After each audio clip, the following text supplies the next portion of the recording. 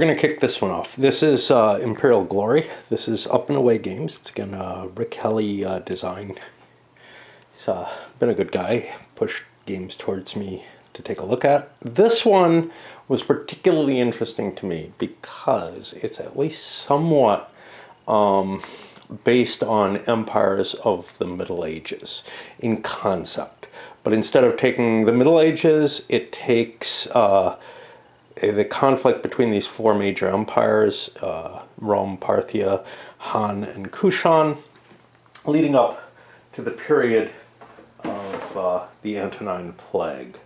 Now, as far as I know, there's only one module. It's a 4-module game.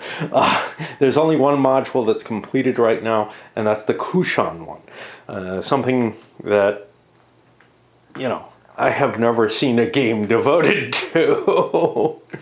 But it's kind of an interesting situation. Is some of these empires are kind of rising, and the Kushan is definitely such a case.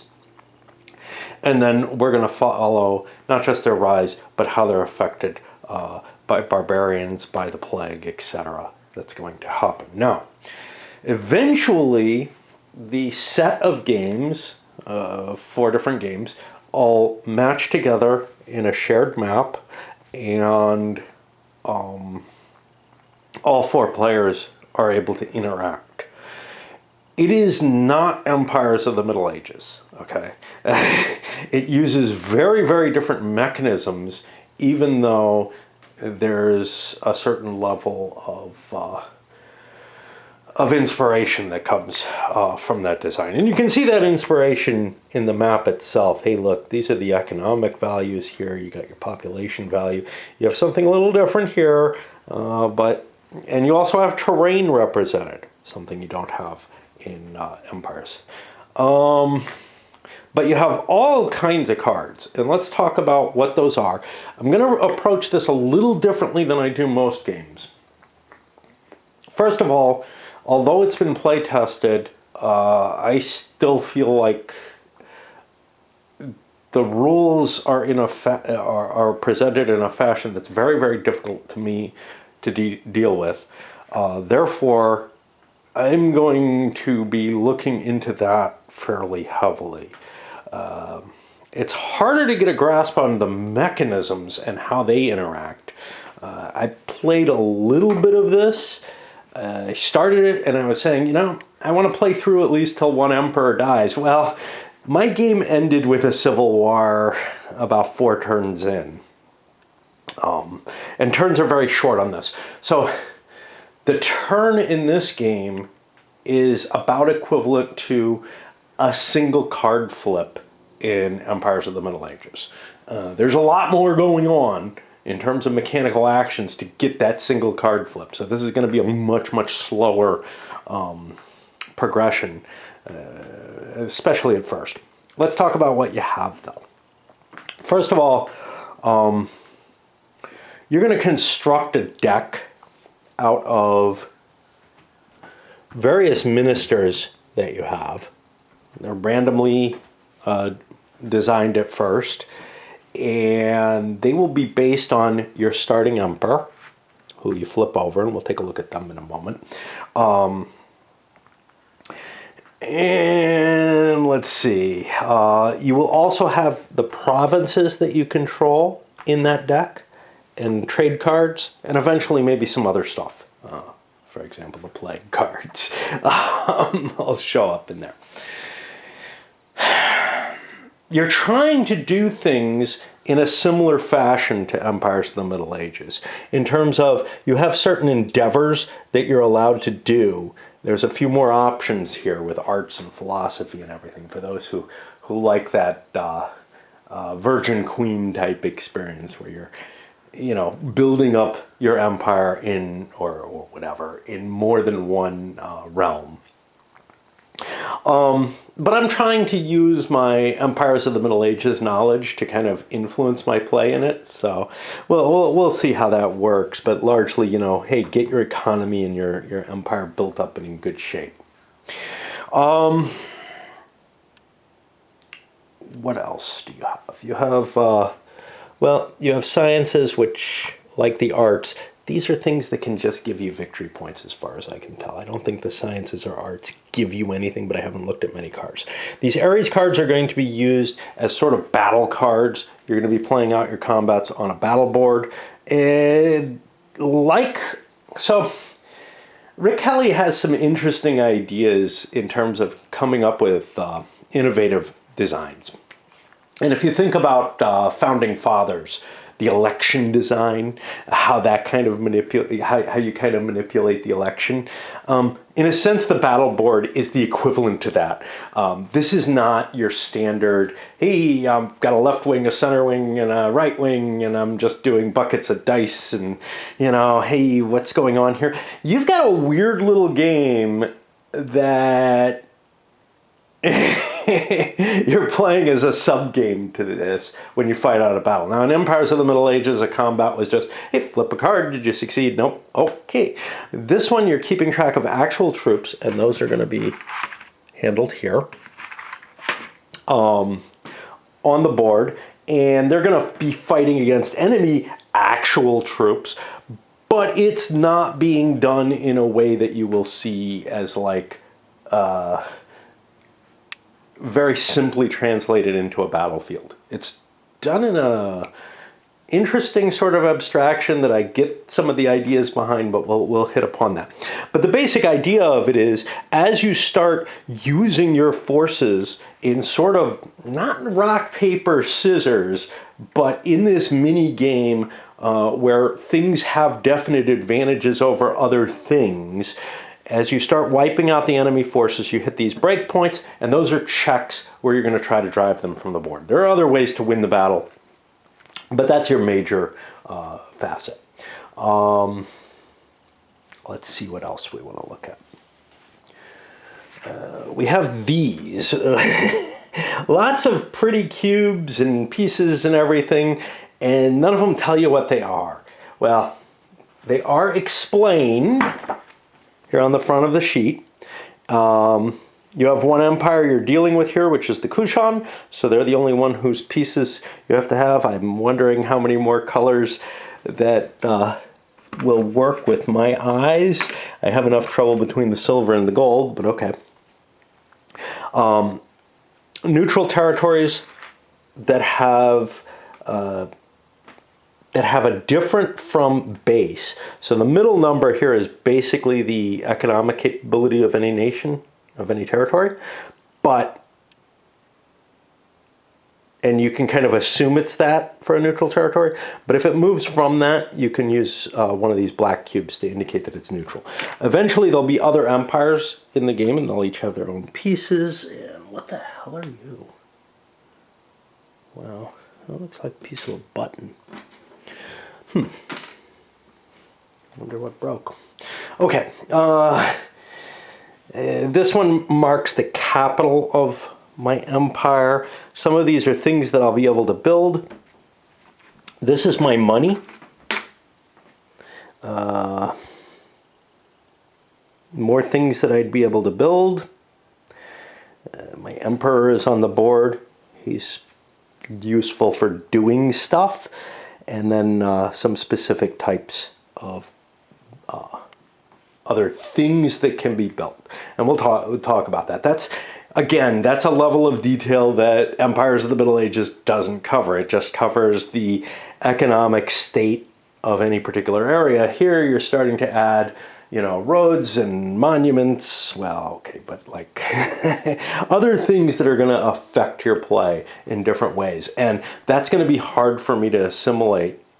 I certainly didn't see a lot from my play, but again, I failed so quickly that I'm like, well, I can't keep playing to see if I can, you know, make it through further, and I really do need to get this out, you know, while I can, basically.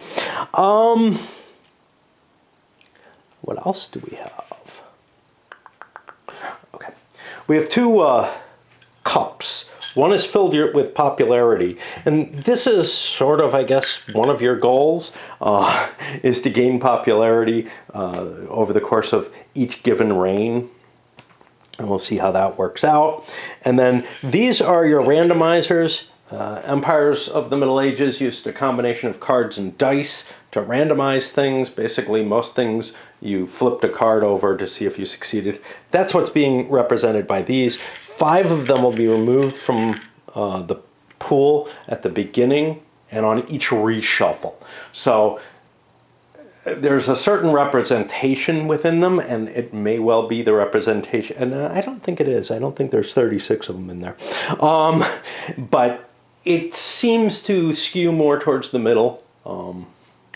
And that's going to be your success value generally. What do you want? It's a good question. In combat, you want high because you don't want to you don't want to miss certain things. But I think you may want low for certain things. We'll see. And then as they're used, they're discarded. But then once you run out of the cup, you refresh the cup and pull 5 more. Now, how am I doing this different? One of the things I'm going to do is I'm going to go through the setup. Because again, the way the rules are set, it's kind of hard to understand what's going on except as you're doing things. Like, I just read through the rules the first 2 times. Actually, my first rule book, this was a weird thing. This is put together by Game Crafter. My first rule book, starts out pretty good. Yeah, 9, 10, 11. Oh no, page 26. So my immediate thought is, okay, there's a couple of pages that got reversed. And I tried looking through it, and no, that's not the case. It's like there was no way to assemble this rule book. Like, I tried prying the, I tried to staple out in the middle and tried to reverse it and try to put it together. Somehow they just completely mangled it. And this is odd because, I mean, they're just given a PDF as far as I know and put it together. You know, they must have mucked it up massively. But anyway, they replaced it with, well, Rick talked to them and got them to replace it with a perfectly good version of it. And there's also an online version of the rules. But even with the correctly ordered rule book, I had a hell of a time understanding what's going on. Part of it is that the mechanisms in this game are different. There's no question about that. I mean, significantly different from anything I've seen before. There's some serious Euro influence in terms of, like, maybe some sort of deck manipulation type actions that you can take in it. I'd put it as. But it's also being expressed in a way that I had difficulty finding. I mean, start out with, hey, the opening page is where it shows you what everything is. You know, I'm used to that just being a picture, so, you know, I open in here, just start reading, and I'm like, what? And it took me a while to figure that out. Also, things like the distinction between units. This is important. So units that are white printed are 1s. These are 3s. They have a little flaggy type thing there, which might say 3 on it. My eyes are nowhere near good enough to see that. Yeah, it looks like they do. But anyway, that was not clear to me. I thought maybe those were, one was, you know, your neutrals being that you're facing now. It's just that.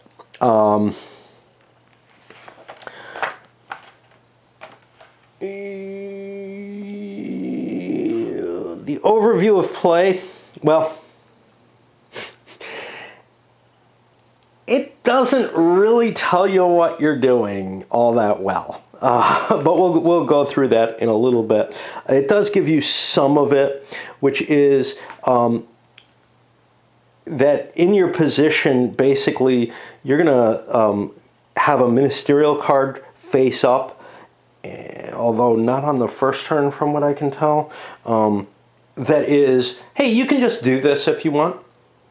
And then you can expend effort to try to do something other than what you expect. You get 1 endeavor per turn. So in your Empires of the Middle Ages, you get 5 basically, and you can do whatever you like. Here, you get 1, and you have to kind of choose one of the advisors that you have face up available to you. which you may have to pay something in order to get. Now here it says if you succeed, you may get some influence back and gain popularity. A minister who fails goes back to the bottom of his draw deck, which means you won't get him again. Then you get a fate card, which is just, your random event.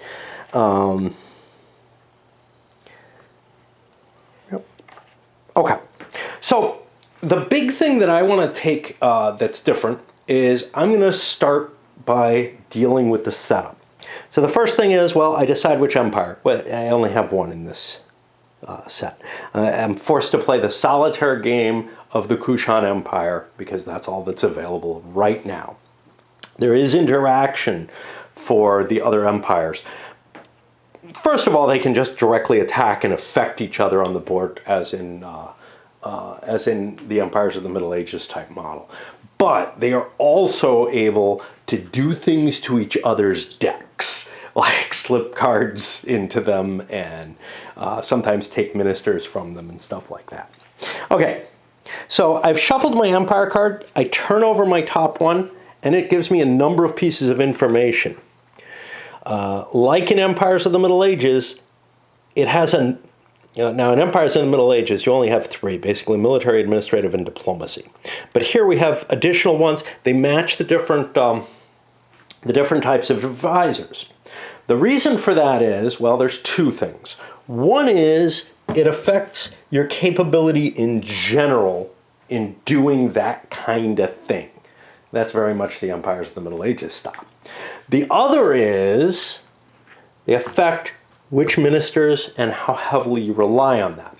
So what's going to happen is, for military, I'm going to take this deck, I'm going to shuffle it, and I'm going to draw 8 military advisors out of here, and put them face down. Whatever remains is going to go face up.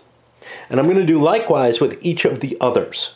And that's going to form my starting deck of things I can do. So this particular emperor, he's very good at military, and he's more likely to want to do military stuff. He's got more military advisors, which means, I have to work hard to do, say, an economy action. This looks like a pretty good guy to get it at the beginning of the game. Certainly better than my last one. My last one had a military of 5, which was his strong stance, and seemed okay, but wow, this one looks pretty damn awesome. Okay, so I'm going to start setting up that part of the deck. You shuffle the Emperor cards, you separate the Ministerial, they're already separated into decks. I'll shuffle them and deal out based on the top cards. And again, this is sort of already starting play, but I want to get this set up before I go into the what can you do, because honestly, the what can you do is as difficult to describe as it was in Empires of the Middle Ages. The rulebook itself isn't the best way to see it there. So I'm hoping that I can explain it better in action.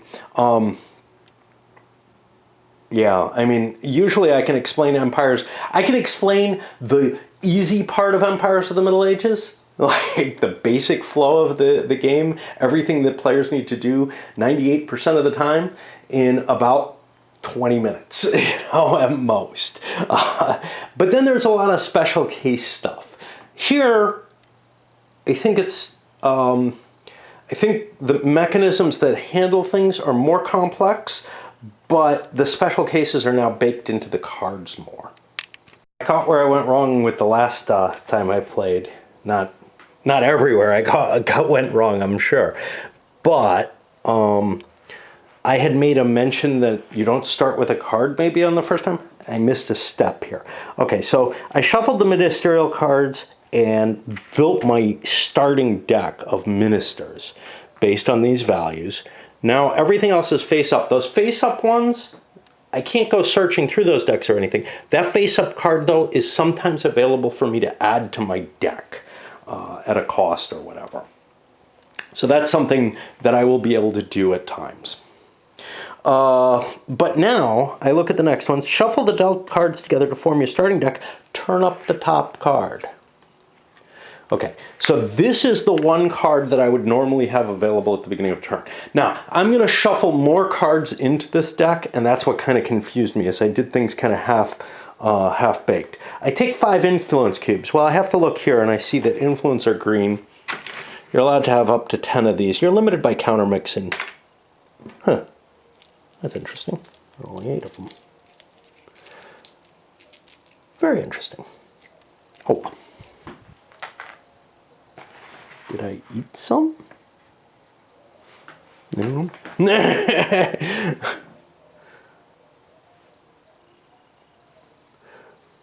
wonder if I'm using the wrong color. 7, 8, 9. There are 10 forts. Is that right? Yeah. Well, I can get more if I need to, but that is kind of interesting. I don't believe I ate any of them. I have other green things near here, but all right. So I grabbed 5 of those.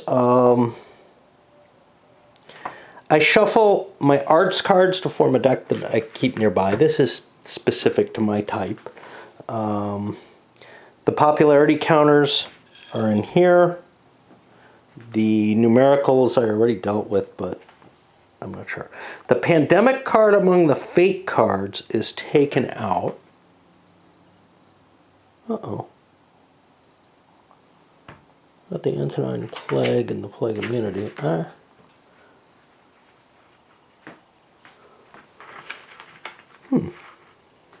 All right, I gotta go find that.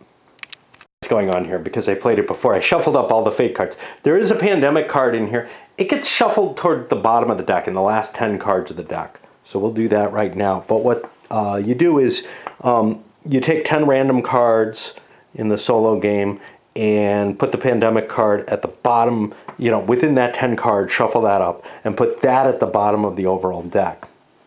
In 2 players or 3 players, it doesn't go in the first deck. It goes in after you've run through the deck a couple of times.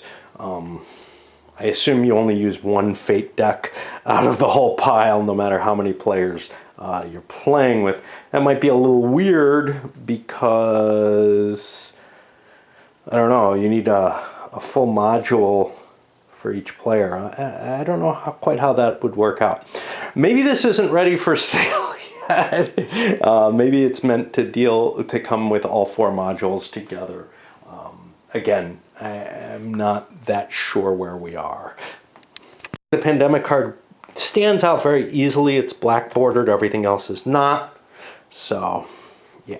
And I'll shuffle these, put 10, shuffle those 10, put them at the bottom, and then put the rest on top.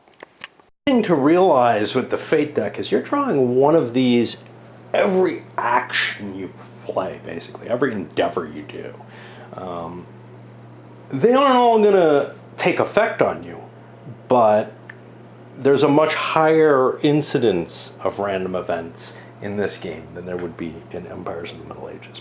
Okay, let's take a look at what we got here. So we took care of that. The Ares and Science decks have been shuffled. The result counters, 5 of them have been withdrawn. That'll be done every time you reshuffle. Now, the next thing we do, and this is where I jumped in between, is finish setting up as per scenario instructions. So you jump down. So that setup works fine for across all different empires and multi-empire play. But now we look at this particular scenario. This is the rise of the Kushans. We use only the central map. It's all I have. The capital is Bactria. You add a capital cube. That's the purple one. I only have 1 of them because it's only 1 player. Draw a Kushan Emperor at random. We already did that to begin with. We needed to do that in order to set up the earlier part. So they have no other provinces, no client kingdoms. I have to set up their forces. So I'm going to have to hunt through the tokens, and then I put them on here. Now, this may not be a good solution for non-solitaire play, but my main army should be pretty much set up. Now I have a counter for army. It's, I don't think, described anywhere, but basically it's the forces that I have on the battle board. I might have other forces on the board at some point. So anyway, I'm going to collect up these forces, and I'm going to put them to the left, to indicate me, of where they go. So for example, here I've got 60, well, let's not do that. I've got an elephant. So I get one elephant, I put it there. Okay, that was easy. But 16 bow horses. Bow horses are here, 3, 6, 9, 12, 13, 14, 15, 16. Now I'm limited by countermix, and I believe that means also that, like, you know, in order to have my full army out there, I have to have squads of 3 bow horses in play. Anyway, I'll finish up getting the rest of these and come back, but let's see. I've got 20 talents of money. And I know this seems really stupid to do in this way. Okay. Now these 2 trade cards are going to get shuffled into there, along with... Okay, somewhere... Yeah. Shuffle into the Ministerial deck the cards corresponding to the Empire's provinces and client kingdoms. I have 1. Bactria has an economic value of 5. What that means is, I think 1, 2, 3, 4, 5, I'm in this space.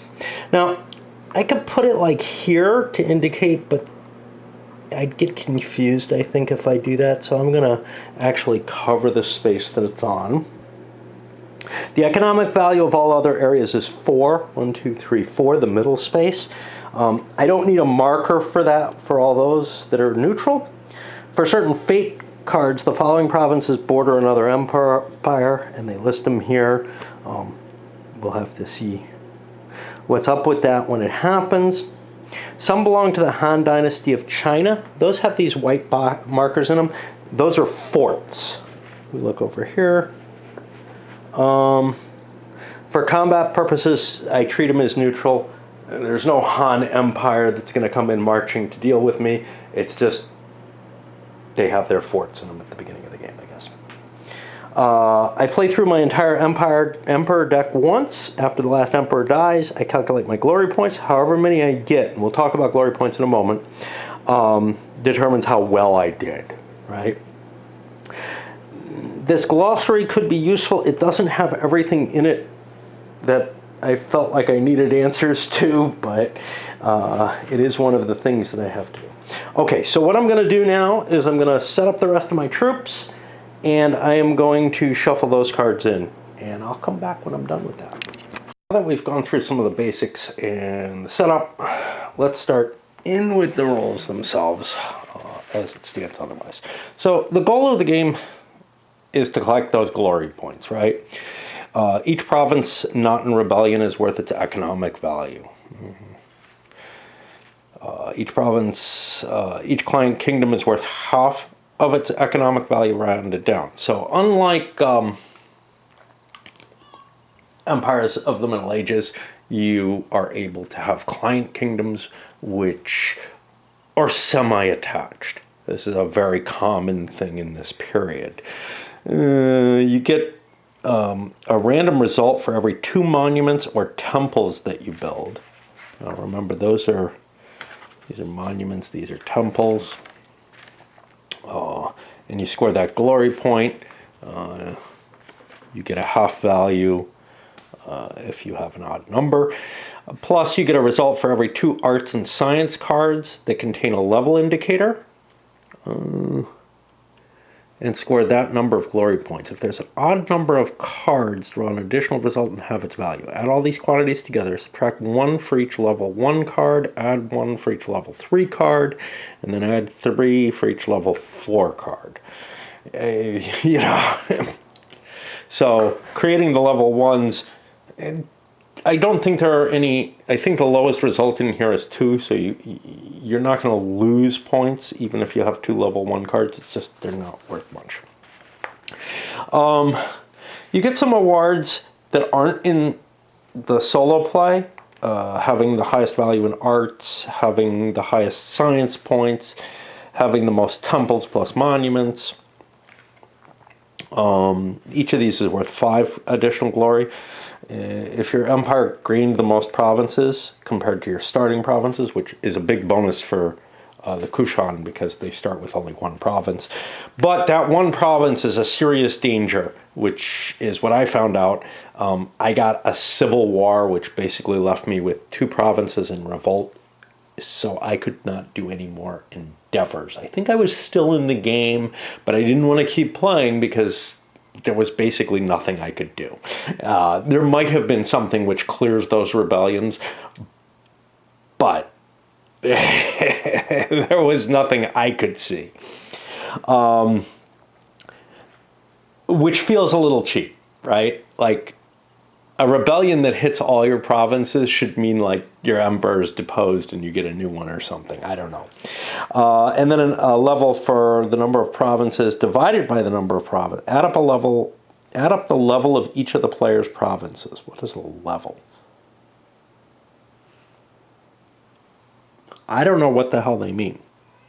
The economic level divided by the number of provinces. Whoever has the highest total, whoever has the most average economic level, I guess. But level is how many spaces, not the value in the spaces. So, you know, some areas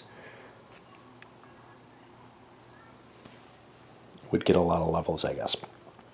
Divide your last emperor's popularity by 6, round down and convert to glory points. So I don't think it matters how much popularity you have before that. We'll see. Maybe you get something. And then every lone cube you have at the end of the game is worth 5 negative glory points. Let me light up again. The basic sequence of play for your turn, and then the next player gets to do 1 endeavor basically, is you choose an endeavor that you're going to do. Now you choose it from the emissaries you have. You start out with just 1, but one of the parts in choosing that endeavor is you're going to be able to draw additional cards. And we'll see how that works.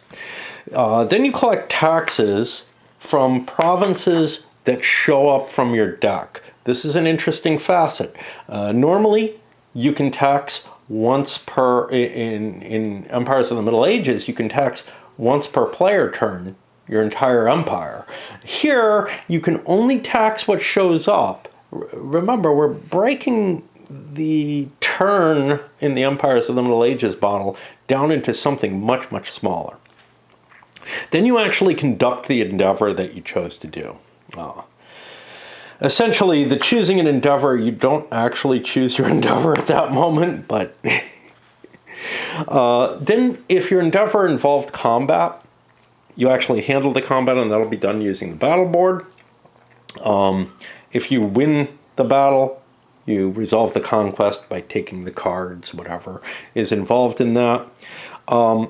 Whatever endeavor you did, and you might not do any, you could pass if you wish to.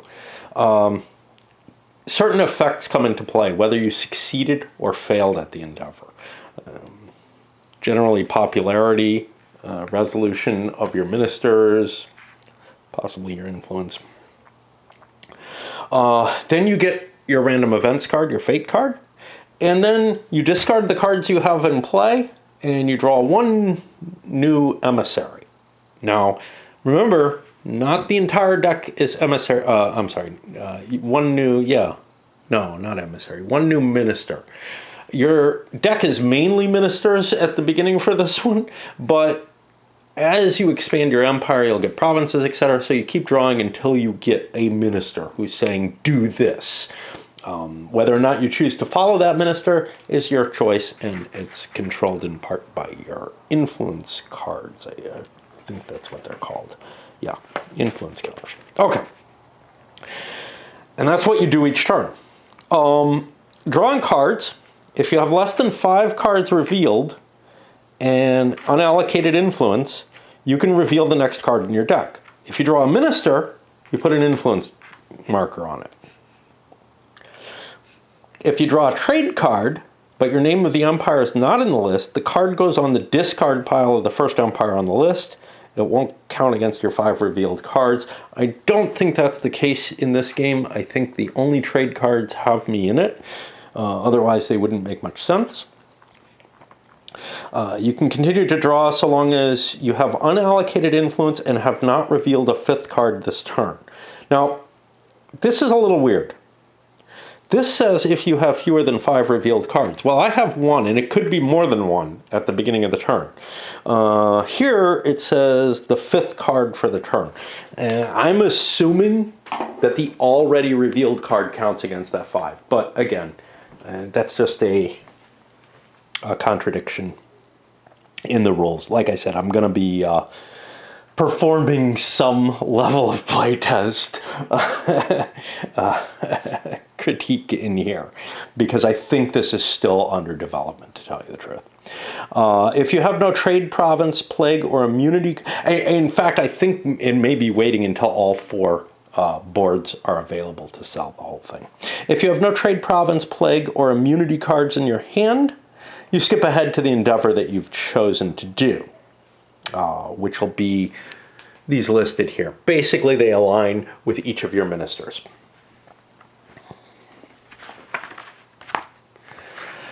If you've got to draw a card and the deck's empty, you can pay 1 talent for every 3... Well, first of all, you pay 1 talent for every 3 of your forces that you wish to keep on the map, rounding up for any leftovers. Anything you don't pay for goes back to the supply. So when you run through the deck, you got to pay your entire army off. This is a painful thing.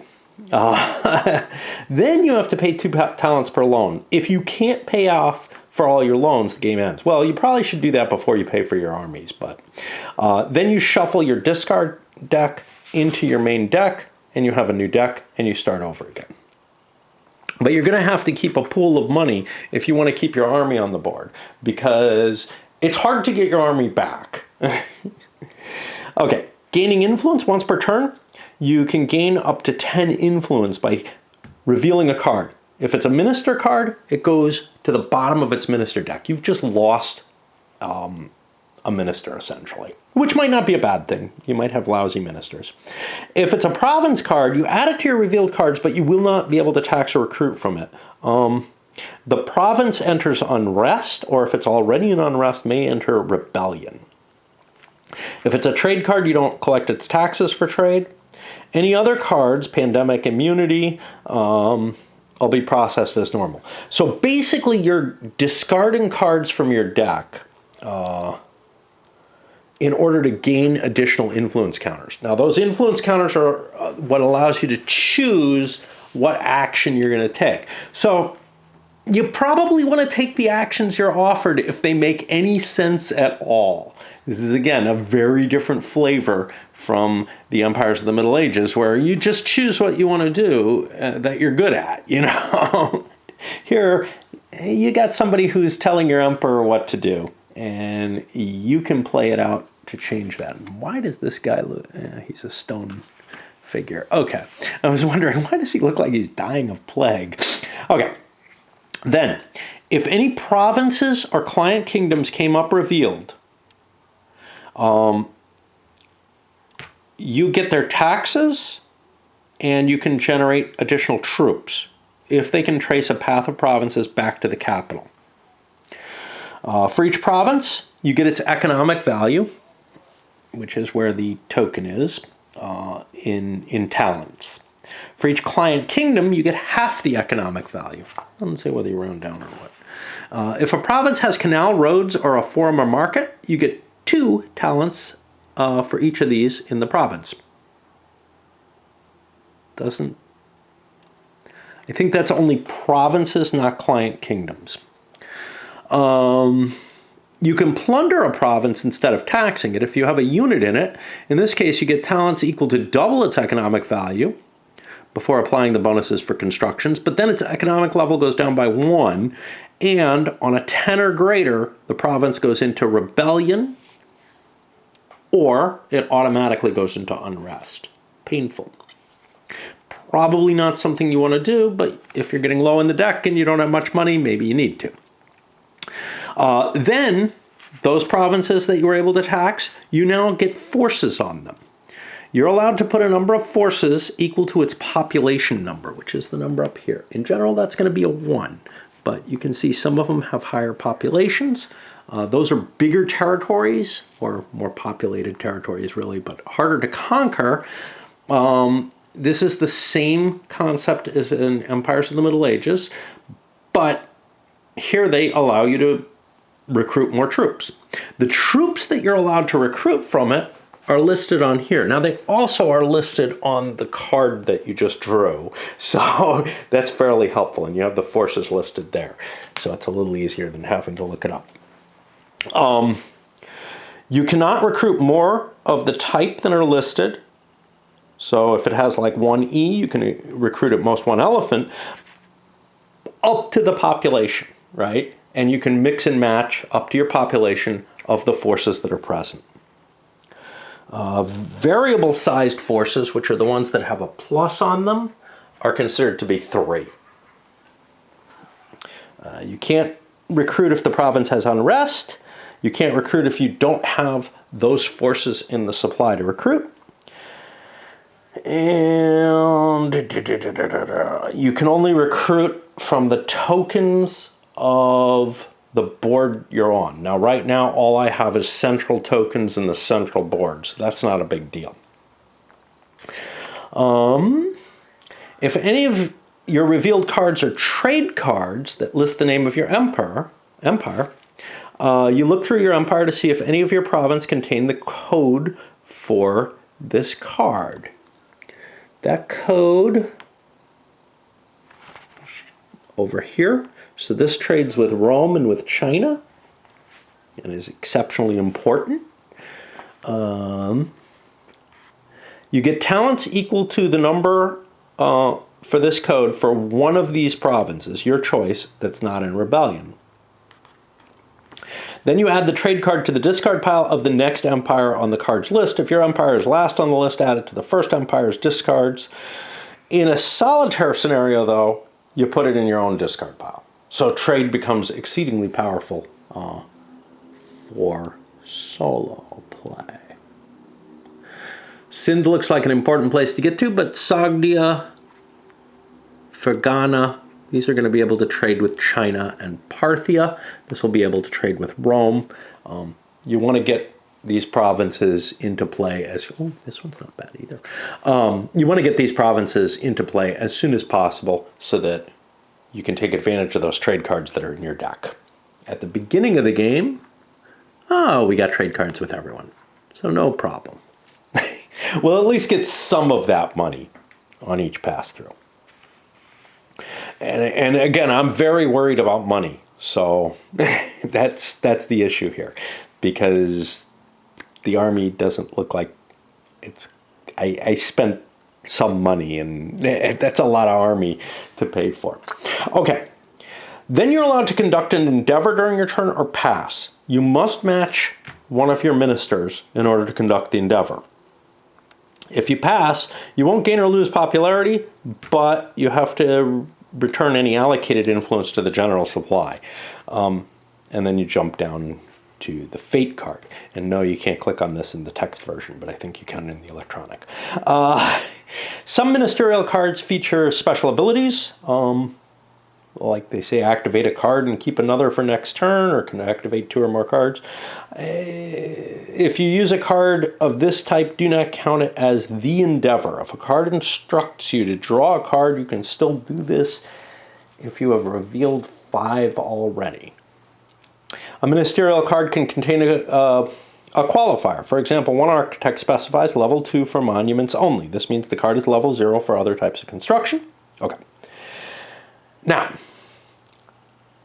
this is not an endeavor.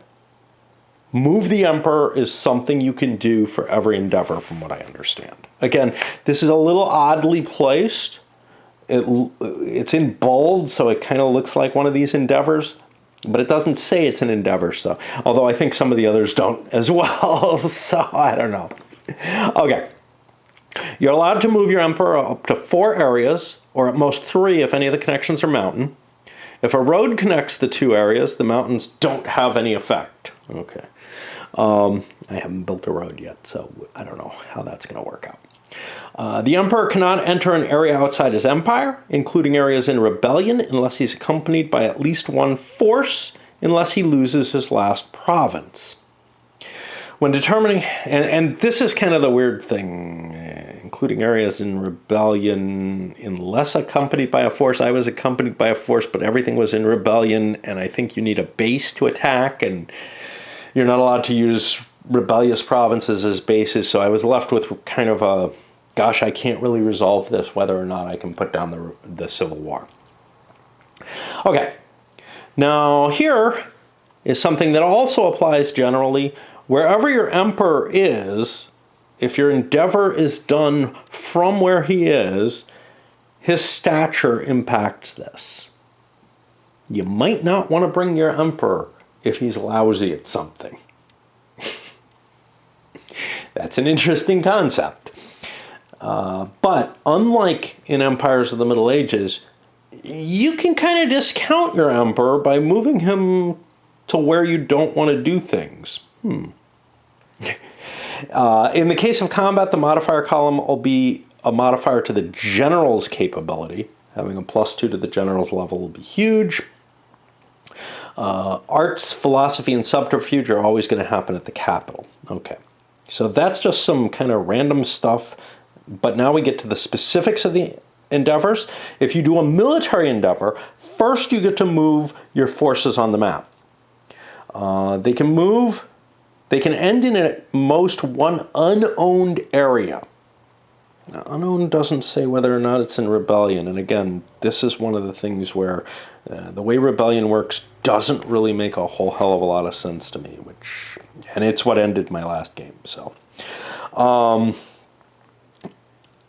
okay. Your forces can end in at least one unowned area per military endeavor you will perform. These will be combat sites for the next phase. If you do not enter such an area, you may be able to raid instead. You can move each army up to 3 areas, tracing a path, but at most 2 if there are mountains. However, a road discounts the mountain. You cannot move horses into forest, even for raids. Yeah, but you wouldn't move them into, well, okay, whatever. When your army enters an area not owned by or a client of your empire, it must stop moving for the turn. Some general, this is kind of at random, some general cards specify can add a general. In this case, you can add the level of another general from among your revealed cards for raid or combat. Again, I think that affects the combat activity, but whatever. In a raid, you make one attack against a non-forest area you do not own. Okay, can't raid forests. But you can use a forest connection. So you could raid from the forest into here, but you couldn't have moved horses into there, if that's an issue. But, I don't think you can use a forest connection because of this. The requirements are you move at least 1 horse unit to the target area. Return the raiders to the province they entered from after the raid. Okay. The economic level of the target area must be higher than the leftmost position. So if it's as poor as possible, you can't raid it. Then for the raid, what you'll do is you'll draw a result from here. You add the level of the general used. You add 1 if you have a wall next to your province on the path to the area. A wall next to the province. What's a wall look like? A wall looks like this. I don't know if it's on a transition. Again, I didn't manage to build anything when I played, but okay. Subtract 1 if there is an intervening wall next to the target area. All right, well, we'll have to see how walls are built. Subtract 1 for each fort in the target area. These are forts. Add 1 for every 10 units in the raiding force, but you only had to move at least 1. Yeah, I'm not sure what's up with this because you're not allowed to move into an enemy area for a raid, are you? If you do not enter such an area, you may be able to raid instead. Okay. But you have to move into to raid. Yeah, I'm, again, not sure. Subtract 1 for every 10 defending units in the target area. Treat a variable size force as a 7 instead of drawing for a result. And then you determine the result. Okay. So what you've done is you've drawn a number and you add these modifiers and you'll come to a total. If your total is 2 through 7, you got no effect and that's a failure. If it's 8 through 12, you drop the economic level by 1 and you get half that total value, I guess. Or maybe the result chit that you got. Yeah, I guess half the result chit, because we don't want to make any assumptions here. You get half rounded down of the result chit in talents from attacking. Okay. Again, I'm trying to read this as explicitly as possible because I believe that's what's intended. The couple of questions that I've asked, it's been, along the lines of, yes, that is explicit. And it's like, okay, if that's the case, that's just how I'm going to read it. I'm not sure how to read that horse being able to move. Like, I think you do have to move the horse into an area. I think you can only move into one area. And I think that statement about being able to raid without moving into an area is either a throwaway or maybe there's a card that affects that, because that was one of the other answers I got back, which was some of the things aren't in the rules, they're in the cards. Again, that makes sense. It's like a CDG or something, but you're left having a hard time grasping the totality of the game. So you start playing it out and you start coming up with questions, and well, the questions I came to last time were, I think I just lost the game because I can't do any endeavors anymore. I don't have a base. Okay, I gotta swap batteries. Again, putting on the hat of the playtester, in a solo game, losing because you lost, all your areas are in revolt or whatever, that can be fine. But it's not going to be a good result in a multiplayer situation. To be one of the 4 empires, because you start with only 1 territory, you could very quickly end up losing all your territories. My army was not in my capital. My capital revolted. It took other areas with it. And I had nothing I could use as a base by reading the rules as explicitly as I could. We'll see if that kind of thing ends up happening again. Again, if it does, I think some tinkering needs to be done. All right, I'm going to actually pause for a little bit because I'm too fatigued. Let's go on with the next action. The next possible action is economic endeavor, and that'll be using an economy governor. Okay, so in order to do this, and this is how you end up paying money. You pay a number of talents equal to the province's population value. So with my capital, that's going to be $2. Hey, I don't have a lot of bucks. Now, note the interesting thing. Well, you do have to pay when you attack. You don't have to pay for raiding. We haven't gotten to combat yet. We'll explain that in a bit. It's a complex thing. We handled military first because that's the first thing in there, but then the combat system is handled after all the other endeavors. Okay. You pay a number of talents equal to the population value. You draw a result. You add the level of the governor. So, for example, this guy would have a level 1 on him. All these have a level on him. This guy does not. He's level 0. He allows you to do the action, but he sucks at it. You add the level of the governor. You add 2 if the province has an aqueduct already. You subtract 2 for each other empire conquest cube against the province. So remember how I said it works kind of like empires of the Middle Ages in terms of conquering territories. An area with a population of 2 needs to be conquered twice, which means some other player could have taken half of my province, and this is a penalty for that. You subtract 2 for each other empire diplomatic cube. If other empires are doing diplomacy against me, my control is less. You add talents to increase the result on a 1-for-1 basis. Now, I've already drawn the result, so I'm allowed to add money in the case of an economic endeavor to just make sure it succeeds. That's kind of cool. On a 2 through 5, you do nothing. On a 6 through 9, unrest is removed if it exists, and the economy level goes up by 1. And on a 10 through 12, the unrest goes away, and the economy goes up by 2. Cool. All right, diplomacy is going to get more complicated, so I need to take a break. Right on to the diplomacy set, and unfortunately, life has entered a stage where everything takes longer to do. Let's see. So, there are a number of things that can be done with this. You can turn an independent area into a client, and clients are marked how? Damned if I know. This might be, I don't know. What you might be using is a black marker and a pale white. I'm not sure.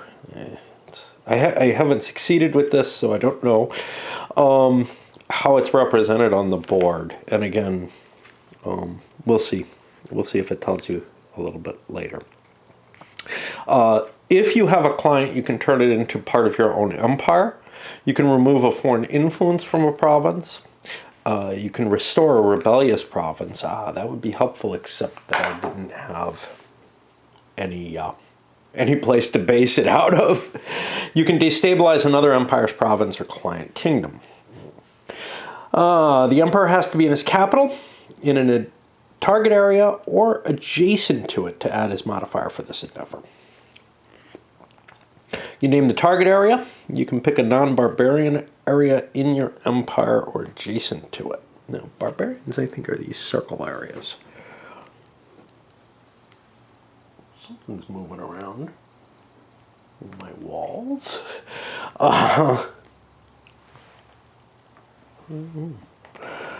You have to pay 3 talents to do this. You draw a result. You add the level of the diplomat. You add 1 if you have at least 10 forces in areas adjacent to the target area. You add 1 if the area is your client kingdom. You subtract based on the stature of an enemy emperor in the target area. I assume that's the modifier of the stature, but again, not everything is clear. Just like you would add your own modifier for stature, which is never listed in these. That's a difference between the rules here and the rules of like Empires of the Middle Ages, where it tells you explicitly to add this modifier essentially each time. And then the results, well, if you get a 9 or higher, you succeed. Now, it depends on what it is. If it's your own province, you can remove one other empire's diplomatic cube or convert the province back to a client kingdom. Get it out of your own empire. And there might be reasons you want to do that. If it's a client, you can remove another empire's diplomatic cube or convert the kingdom to a province. If it's a rebellious province, you return the province to your empire. Its forces rejoin your army. I'm not sure what that means. Is that a way to gain the entire army of a rebellious province? Because it's kind of a weird thing. But again, I've played through the rebellion and seen what happens, and essentially it becomes a neutral province with forces. None of these others, like if you change something from a client to your own province, it doesn't give you troops. So what are they saying here? I don't know. If it's an independent area, it depends on the player cubes in the area. You can put one of your own player cubes over the area name, if you have none. If you have one already there, you can turn it into a client kingdom by moving your cube below the neutral cube. I guess that means put a black cube on top of your own to indicate it's a client. Okay, so it does tell you how to do that. If it's an opponent client, if you have 0 player cubes in the area, you can add one of your own over the area name. You've put a diplomatic influence in there. Now, if you already have one, you put a second cube in the area, and the area becomes independent. But you have 2 cubes there. Now, if there are 2 player cubes in an area, there's no result there. I assume it works like a 1, but I don't know. Right? If it's an opponent's province, you place one of your player cubes over the area name. You cannot place any additional cubes in the area. But your opponent will suffer penalties on economic endeavors. And we remember when we did the economy, you get a penalty for player cubes. And then you skip to 6, account for success or failure. Okay. The building endeavor. And unfortunately, one of the pretty things about Empires of the Middle Ages, and I'm not feeling that here, but if you read the rules to Empires of the Middle Ages, you may not feel it either, is that almost every endeavor works almost every action that you can choose in that works the same way, and it's you kind of look at the card and the card tells you what happens. Here, I'm finding I have to look at the manifest in the rules as to how to handle each action. I do remember having to do that initially with Empires of the Middle Ages, but very, very quickly the card pushes you to being able to do the things. Here, I don't think that's the case. I think you have to at least look on the cheat sheet to figure out what to do. Everything except maybe there were a couple of special cases where maybe you'd have to look things up, but there were less total choices, and they were better expressed by I flip a card and I see what happens on the card. Here, you draw one of these are just numbers, so you need this whole thing. So it doesn't have that same very clever mechanism for, I just flip a card and I do it. And one of the beauties of Empires of the Middle Ages is once you get into playing it, it is really, really fast playing. For each player's actions. This doesn't seem like it's going to be that way, but I don't know. I know some people have real trouble grasping the Empires of the Middle Ages mechanisms. Maybe I'm having that kind of trouble here. Okay, building. Each province can only have one of each type of building, except a province can have up to 3 forts. Canal or okay, so here we come to one of the places where I found rules don't make sense. A canal or road connects 2 provinces and counts as a construction for both. So I guess the thing is, you can only have 1 road in any province because that's a type of building, I guess. I don't know. It's not really specified, like maybe canals, roads, and walls are not buildings, but maybe they are. I mean, it doesn't differentiate there. Now, where it might is in that glossary. Maybe it tells you what a building is. Because again, I could see where this was intended to, no, building's not in here.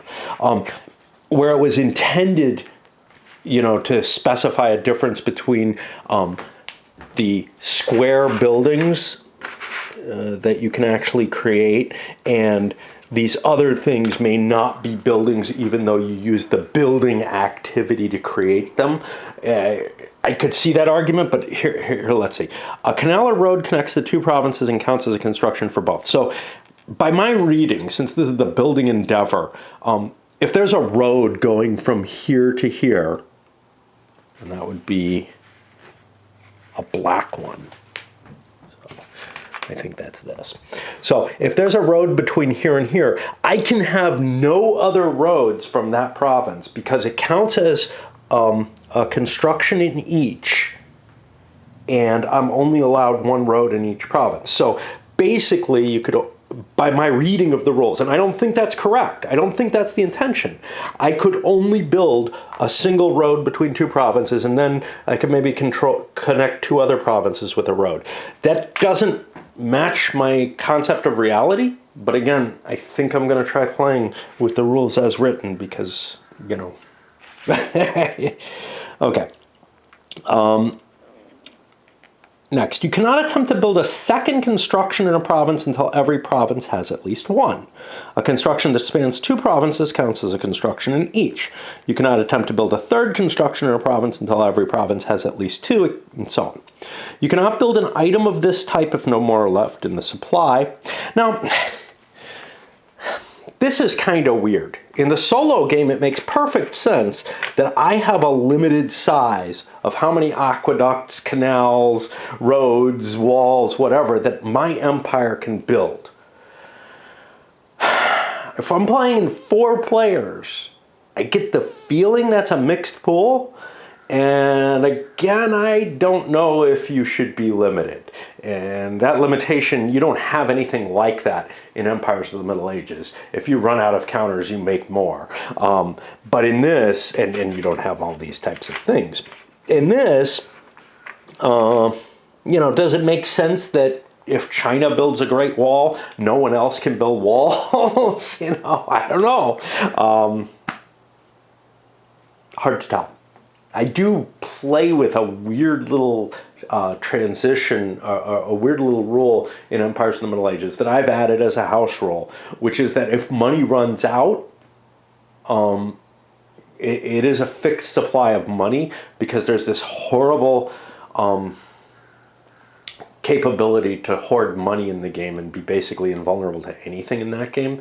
I make a rule that you steal from the person who has the most, so that there is an absolute limit on money. But that is really just sort of an attempt to try to balance out that capability, which, if the only time that money running out matters is if somebody is going all out on that strategy, and that's usually the Byzantines. But whatever. Anyway, going on. Resolve the endeavor as follows. You announce the type of construction and the province that's getting it. You pay the talents according to the construction type. See the player aid for the schedule, and note that you cannot build a canal along a mountain connection. Okay, so you have a cost listed here with all the different types, and you have what the effects are in the game as a whole. You draw a result. You add the architect level card. Again, your minister. You're allowed to then add money, again, as required. So you can always succeed if you have enough cash. You don't pay it ahead of time as you would in Empires of the Middle Ages. And then you need a 6 or higher to get the proper token. Except place, okay, so here, remember walls had something weird about them? Except place a wall traverse on an adjacent connector and place a canal so as to connect 2 provinces. You would think road would be the same as the canal.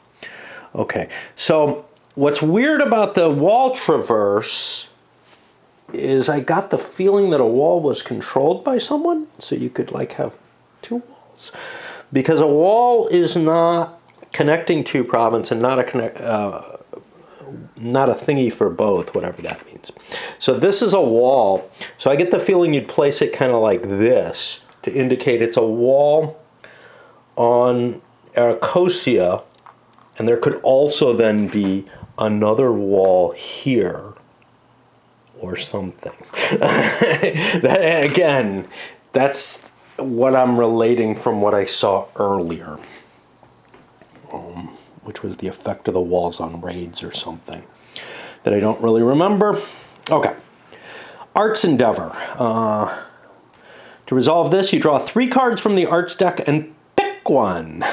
All the others go to the bottom of the deck in your choice of order. And the arts are specific to each empire. Pay talents equal to the amount shown on the top left of the card. Draw a result. Add the level of the artist minister. Subtract the level of the arts card itself, and then you're allowed to add to make sure you succeed. If you fail on below a 6, the card goes to the bottom of the deck. If you succeed, the card goes face up, and it's considered a completed project. Philosophy. You draw the top card of the science deck, then you draw a result from the chit cup. You add the philosopher minister level. You subtract the level of the invention card, and you need an 8 or higher, and you just get the sciences card up. And those are glories if you get them Okay, Subterfuge. So this is a complicated one. So for Subterfuge, you have two different options. You can either try to get rid of a minister, or you can confiscate funds. Okay, for removing a minister, you choose a minister from your discard pile or your revealed cards. You return a popularity counter at random to the supply. Now, I thought there were a couple of popularities at the beginning of the game. I got to look at the setup to see that. But yeah, so you're going to have a pool of popularity counters, and on the front side they have a number, which is how big they are. They range from 1 to 3. And you might just throw one back, and I guess the supply is the cup. There's some weird there's some weird corollaries to that, which is that like your emperor lives longer the less he does in terms of creating popularity. So if you start doing unpopular things and throwing chits back in the cup, you're actually making your emperor live longer. Perhaps. It's not the only way your emperor can die, but it is one of the ways, if I recall correctly. Anyway, if you have no popularity counters, you take one at random, turn it face up, and that's negative popularity. And you have to cancel it with an equal or greater positive popularity counter during a future popularity check.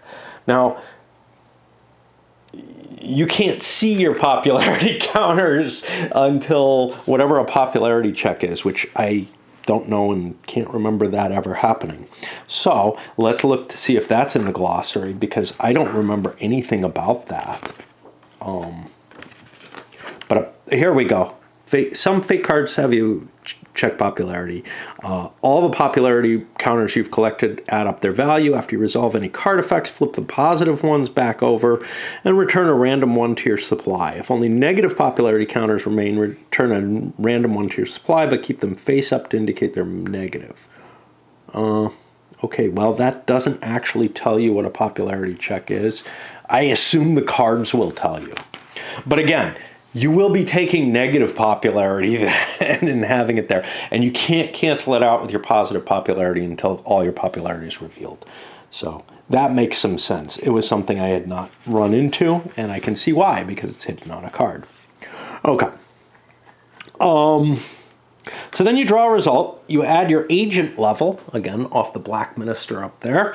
Subtract the level...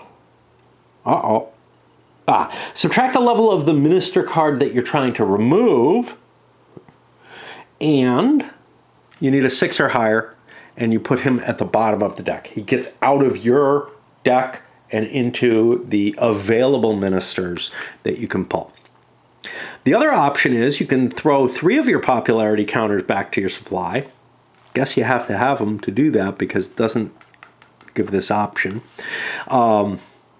But maybe not, I don't know. Gain talents equal to a result plus the agent's level. So you reach in here, you grab a chit, and the value of that chit plus the level of the agent gives you a bonus. And I would guess you add your subterfuge if you're in the right place. It doesn't say where you have to be to do it, though.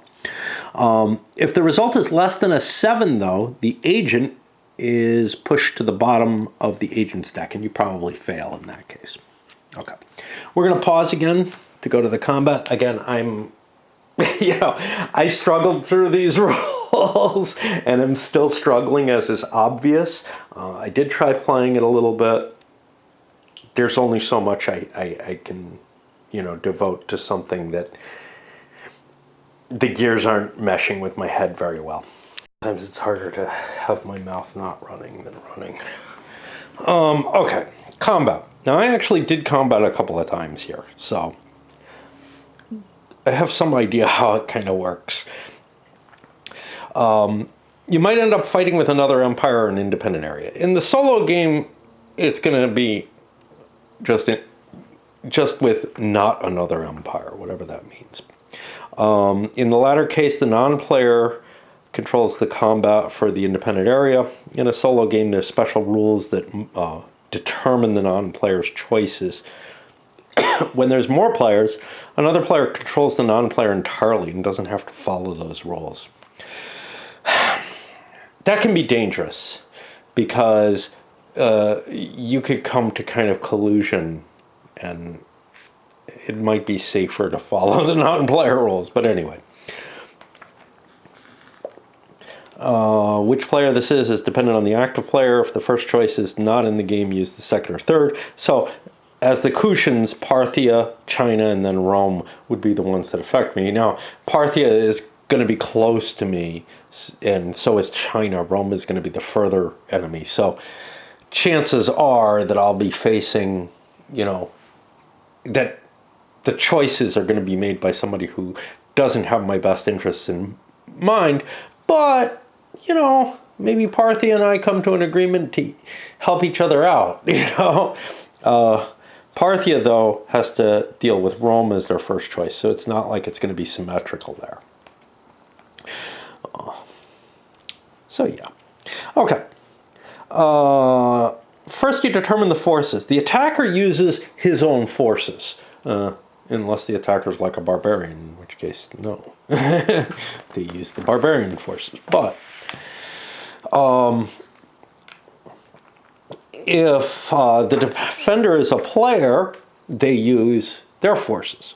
But if it's an independent area or a barbarian or whatever, they use the army code on the battle board. And that is spelled out here, but it's the same codes that are on the cards, so it might be easier to deal with them using the card. So let's just see, make sure this is right. SC1, yeah. So this card is a little troublesome, though. This is correct. This card is not. I think the card says S. It says plus S plus C 1 plus 1 L. Yeah, I don't know what 1 plus 1 L means, but what's here, plus S plus C plus L, does make sense. And what that is normally where it'll give a number, it'll say something like 1L, 1C. That means one counter of that type. Where it says plus, you draw one of these counters, and the result from that is actually the number of units. So that can be quite a large quantity. So they explain here, like, plus S is a result's worth of spears. 2A is 2 archers. 1 cav, 1 light horse, 1 elephant. Okay. All right. So then the attacker has to pay 1 talent for every 5 units that he's attacking with, rounded up. If the target area is connected, or the connecting path used is a desert, you pay 1 talent for every 3 forces instead. And yeah, I mean, that can eat up quite a bit of money. There are a lot of units here, right? Let's just look at the spears. 3, 6, 7, 8, 9, 10, 11, 12, 13. Okay. Yeah. So I'd count up all the different values I have up there, and it comes to around 4 or 5 points, I think. I don't know. When I did a battle. Okay. Each side puts their units in the spaces for their matching type. So all the spears go on the spear. If I'm the attacker, it'll be on the left. The defender will get theirs there. Now, the defender, a non-player defender, is not limited by the counter mix. So luckily, they suggest using cubes for this, but luckily there's a bunch of blank counters which can be used for that. And you're putting them in the same you're putting in the location that indicates the type of unit. So there's very little problem there. There is a teeny bit because some units can move, but we'll get to that if it happens and try to figure out some way of coping with it. Okay. So all the attacking forces will be placed on the left, all the defending forces on the right for their type of unit.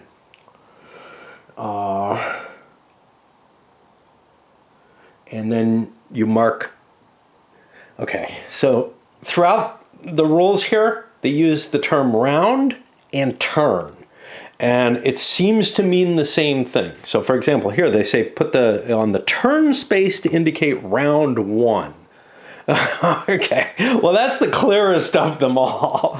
But yeah, sometimes they use one term, sometimes they use the other. I really wish that it stuck with one, because I was left with kind of a, is there 2 different concepts in play?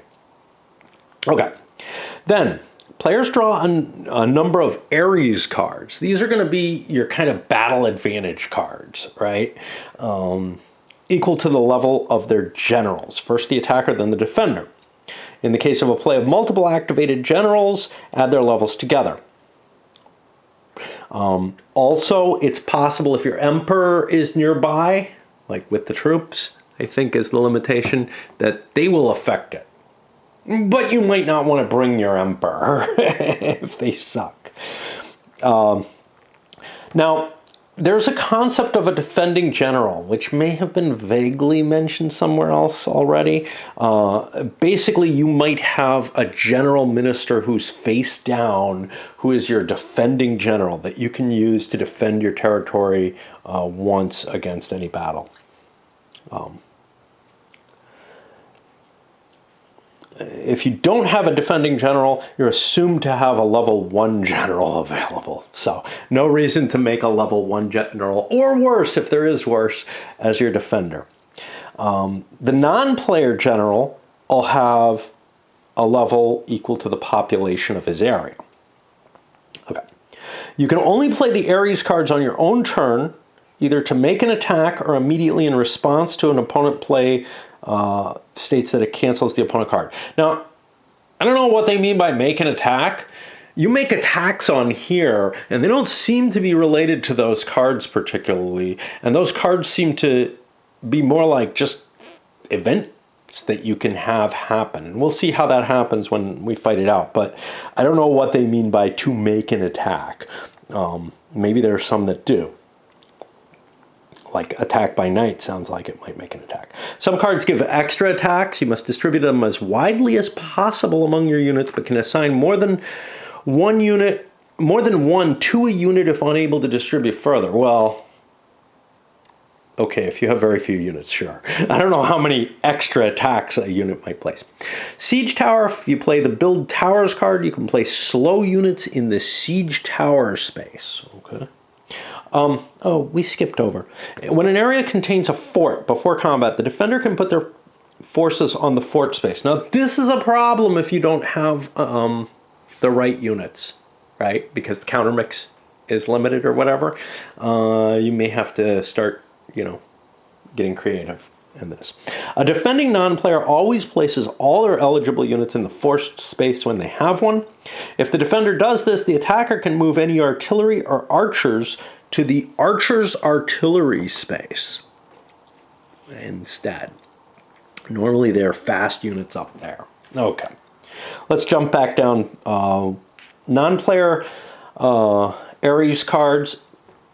In general, player plays cards when it's first to their advantage, whatever that means.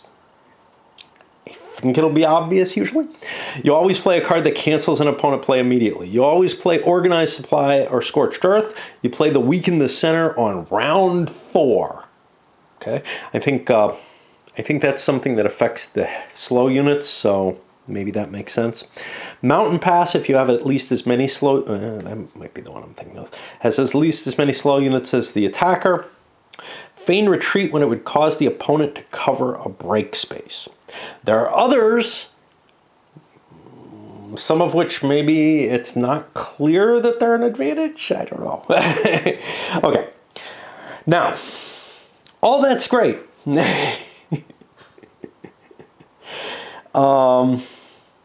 It's talking about when you play these Ares cards is during your turn. We haven't gotten to what your turn is in combat. From what I can tell, your turn is within the round structure. Players alternate.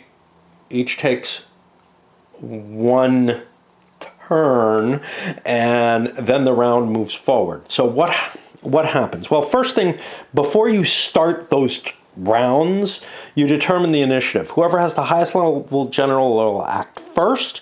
In case of a tie, the defender acts first. You can play an Ares card that takes the initiative to receive its other benefits, even if you already have initiative. Taking the initiative means you keep it for subsequent rounds. I don't know I don't know what happened. I have to see one of those cards, what happened, because again, it's not, the effects of the cards are on the cards, not in the rules. So without studying all the cards, you're not going to be able to know. But I definitely come up with some timing questions with, okay, I don't have initiative. I play the card that gives me initiative, but it's during my turn. What happens? Maybe the card explains it all perfectly clearly, but it feels weird. Okay, so now you're going to conduct attacks, and each side makes an attack. The side with the initiative attacks first. To attack, you designate one counter that will attack, and whatever counters on the other side that are its targets. A target can be any unit in a space the attacker can reach by following arrows forward. The non-player will make the attack that strikes the most counters. Break ties in the following order. Attack a counter, and you know, this doesn't make sense until you start fiddling with it and until you read all the rules. Attack a counter that has the fewest enemy counters in its immediate downstream spaces. So for example, this has only one downstream arrow coming from it, but it has additional arrows which continue out of that. So this is one arrow away, this would be 2 arrows away, and then when we get to 3 arrows away, we're getting to this huge branching, right? And over here, etc. Okay. The fewest enemy counters in its immediate downstream spaces. So, let's just use this and say this is some attacker or another. Well, its immediate downstream spaces are here and here, so it would attack into here, where there's only one enemy counter, just as an example of that. If we were here, we're adjacent to this, well, this is 1, this is 0, 0 is less than 1, so I'd attack into here. Okay. But I must make the attack that strikes the most counters. So keep those 2 in mind and try to reconcile them as you go. Attack a counter that has the fewest, attack a counter that has the fewest enemy counters in spaces that are 2 down. Oh, wait. Attack a counter that has the fewest enemy counters in its immediate downstream. Okay. So I must attack the thing that strikes. So first, I got this wrong apparently. I must attack, I must make an attack that it strikes the most counters. Break ties in the following order. Attack a counter that has the fewest enemy counters in its immediate downstream. So, I must attack the most counters. So from here, I would have to attack here or here. Okay. This strikes the most counters, so that's where I'll hit. If I'm here, this has 2 counters, but I won't successfully hit 2 counters, and you'll see why. So these 2 are equal. So then I pick the one with the fewest enemy counters in its immediate downstream. Well, its immediate downstream, let's see, if I attack this, its immediate downstream is this big stack. If I attack this, its immediate downstream spaces are these 3. So I would attack this. And you'll see. Then you go to the fewest enemy counters. You attack a counter that has the fewest enemy counters in spaces that are 2 downstream. This is further refinement of the tie-breaking orders. Attack a counter that is the only remaining enemy of its type. That's the final tie-breaking. Now, if you're not hitting the only remaining enemy of its type, you do not worry about what's going on here. So then you attack a random counter. Okay. Each target of the attack is out of the battle. They'll just be moved up here to indicate they've been struck. Okay. And that works its way down, and you're trying to hit these break markers to kill things, perhaps. All right, now we get to the other refinements to this whole combat system, which help make this part make some sense. Maybe, although I don't understand it the way I thought I did. I was wrong. The chart has two sections. There's the fast units up here and the slow units down here. On the first 3 rounds, turns I guess, the units on the upper part, the fast units, are the only ones that can attack. Okay. On turn 1, you can only attack a counter in the same space or an adjacent space reachable by following an arrow. Okay. We'll talk about attacking same space because that's kind of interesting. Yeah, okay. So I guess you can kill a unit of your same type, which I also didn't think was the case. Okay. No, we're not there yet. Hold on. No, we're not. We're not at the thing that's there. Okay. But we're close. So the thing that defines what you can actually hurt is the effectiveness. The number of units you can strike with each attack corresponds directly with the number of arrows you traverse with and now I stopped there, unfortunately, in my thinking. With a minimum of 1 and up to a maximum of 3. For example, a bow horse attacking a sword goes 1, 2, 3 arrows. They can kill 3 swords. And that's your effectiveness check. Is how far, how many arrows you move ahead. Okay. So let's keep going though. You can only attack a counter in the same space or an adjacent space reachable. You will only do 1 damage to that because of the effectiveness roll. And, you know, I mean, there is no example here, and assimilating that information from the rolls is very difficult because this is a very, very weird system, right? All right, I need to break to swap batteries, actually. So on turn 2, over here, I guess, which is also round 2, you can attack the above or in a space up to 2 away, reachable by following arrows. Turn 3, you can attack the above or in a space up to 3 away, reaching following arrows. Again, if you can go 3 spaces away or more, you can do up to 3 damage. On subsequent turns, you can go at least most 4 away following the arrows. Now, targets. A unit must attack units in a single space that requires traversing the fewest number of arrows. So if I'm sitting here, I can only attack this cavalry. That's how I read it. If I'm sitting here, I can only attack this or this. If I'm a non-player, it doesn't matter. I'll hit this because it's the only remaining unit of the type. Okay. I can't skirt around them. So units provide defensive cover for one another in this mechanism. Arrow limits. Each archer, bow horse, and foot skirmisher can make at most 2 attacks. We'll get to some weirdness on this. To help count this, on the first attack, turn the counter face down. And face down is always says where it comes from. After the second attack, place the unit back on the main board.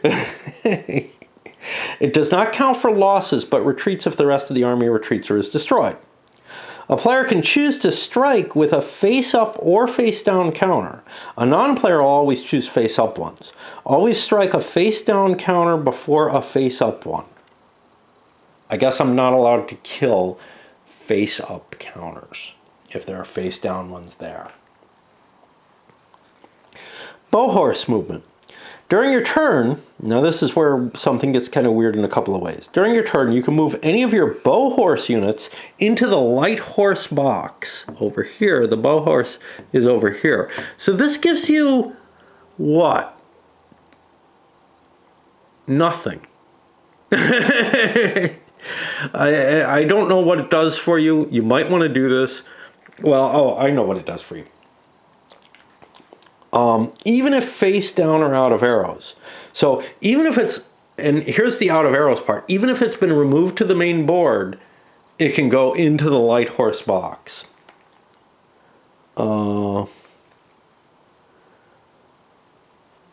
Okay. Then they act as light horse. They can move back to the bow horse box only if face up. They cannot attack on the turn that they move. Okay. A non-player always moves his bow horse to the light horse box if it runs out of arrows. But it attacked already to run out of arrows, so it actually went onto the main board. Now, again, this is a problem if you're using blanks or something. You're going to have to do something to make sure you indicate what units are what for that. But okay. Fort combat. Okay. Remember I said if you have a fort, the defender is able to place in there. Again, that requires you to indicate what the units actually are. You can't just use blank counters in the place where they are. Only units adjacent to the fort can attack units in it. Symmetrically, units in the fort can only attack units in adjacent spaces. While archers and artillery can attack any kind of unit, slow units can only attack other slow units in the fort, I guess. Okay. Guess there's no concept of breaching there. When units are defending in the fort, it is permitted to strike with multiple units so long as they strike the same target. Wow, that's a weird way to start stating this, but in fact, fighting from a fort or tower requires 2 units to strike 1 unit. Attacking units in the fort from anywhere else requires 3 units to strike 1.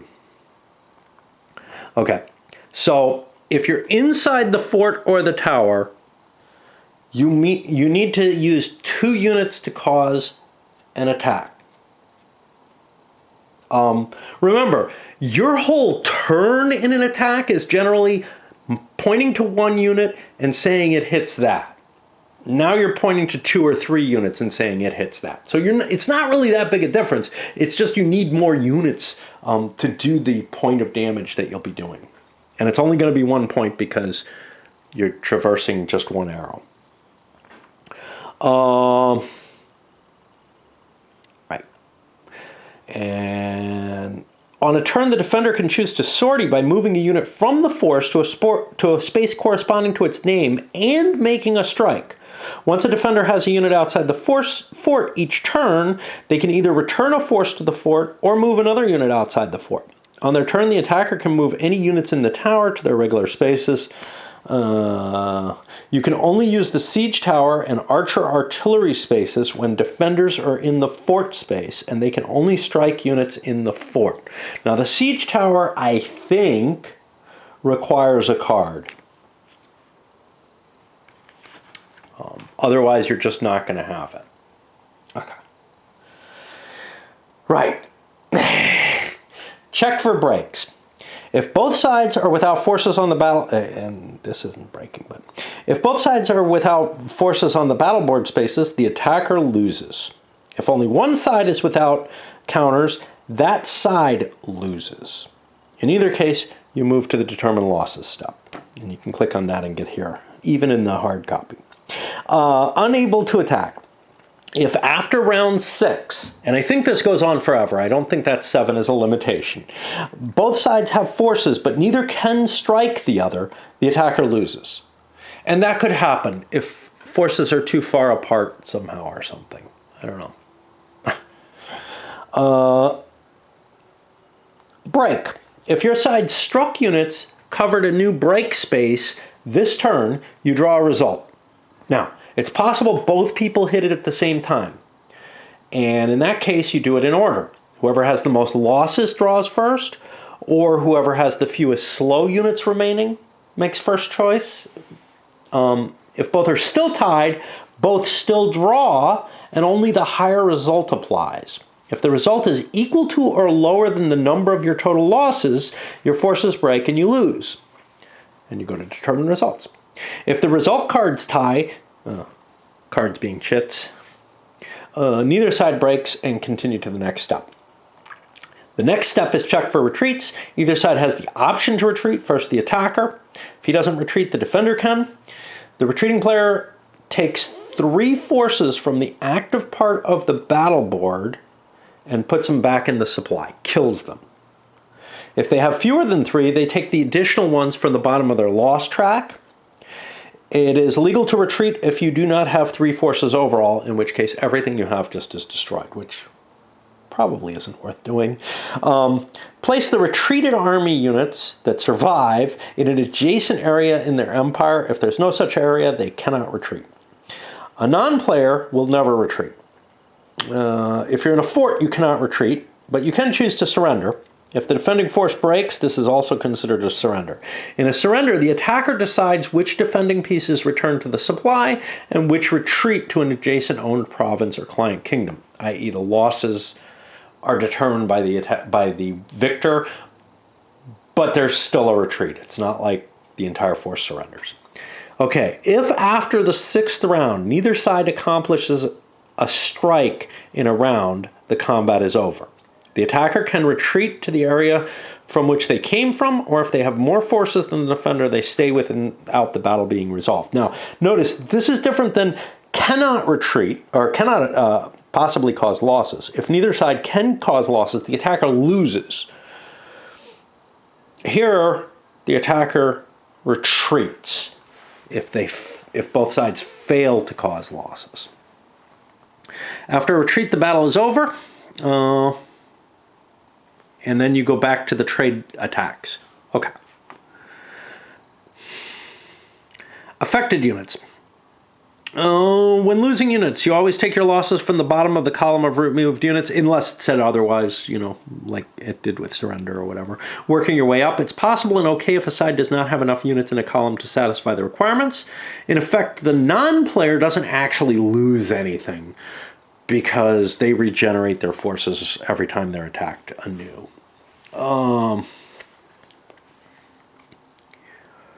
But you do have to calculate their losses, which is important. And that's something I fucked up the first time I did it. Okay, if the battle ended due to a side breaking, that side loses units equal to the result. I assume the chit drawn that broke them. That's the number of units they lose. The winning side will lose 1 unit for every 3 the other lost, rounding up. If the battle ends because a side has retreated, they lose 3 units, the other side loses 1. And we already had that described in the retreat rules. If a battle ended due to a side having no remaining units, draw a result chit. That side loses units equal to the lost number. The winning side loses 1 unit for every 3 the losers lost, rounding up. And that's actually lost, not just the result chit. If after round 6 both sides have forces but neither can strike the other, this is different. The attacker loses units equal to a result chit. The defenders then lose 1 for every 3 they lost, rounded up. If the attacker wins a combat in which a fort was used, the fort is removed from the area.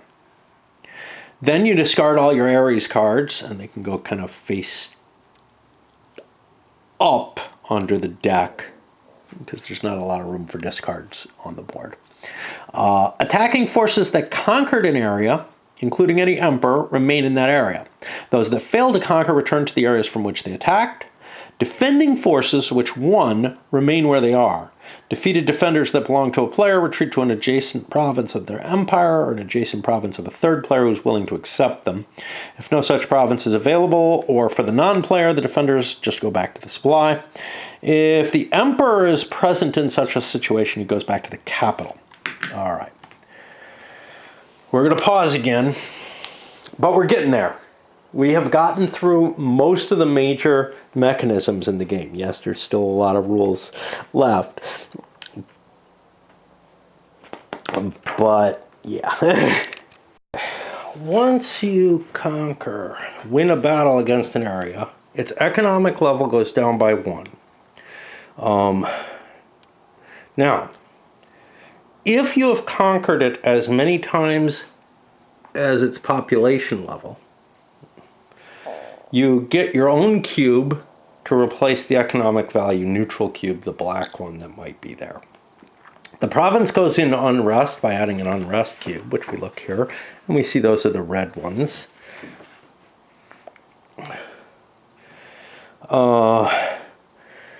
You get the card from out of this deck into your discard pile, which means now it'll come up and you can tax it and draw troops on it once it's not in unrest. Any diplomatic cubes you had in the area go away, and you can destroy a temple or monument at the moment of conquest. I don't know how valuable that is. I think you get points for having those, so and if you can't hold it, fine, but if you think you can hold it, you probably want to keep those. Okay, but many of the areas on this map have a higher population than 1. When you win the battle there, you get one of your empire's cubes on the path between the area you attacked from and the area being conquered. And this is the same kind of mechanism as is used in empires in the Middle Ages. So for example, if I'm attacking here, I could put a marker like that. And that would indicate I've half conquered the area.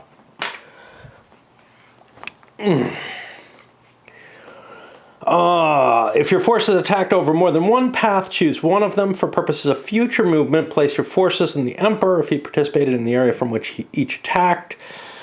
When the number of cubes you have on paths leading into the area equals its population, you've fully conquered it. If an opponent defeats you with an army that moved across the path with your cube, one of your cubes goes away. If you lose the province from which you attacked the area, all your cubes on that path go away. Okay, now whatever endeavors you do, they either succeeded or failed. For military ones, it's a failure if you lose all your forces, retreat, or break. Any other result is considered a success. In case of a raid, if you gained talents, it was a success, otherwise a failure. If you chose military to just reallocate forces, then it's just a pass if you didn't do a combat or raid. If you're able to do multiple endeavors, you apply success and failure for each of them. Okay. First thing they say is return to the general supply any influence right of the rightmost minister card you use this turn. So you're going to have to see this in action, basically. But I may have a series of cards out here, some of which have influence markers. If I use this guy after drawing, 3 more ministers, I decided to use this guy anyway. These would go away. I wasted the influence on them.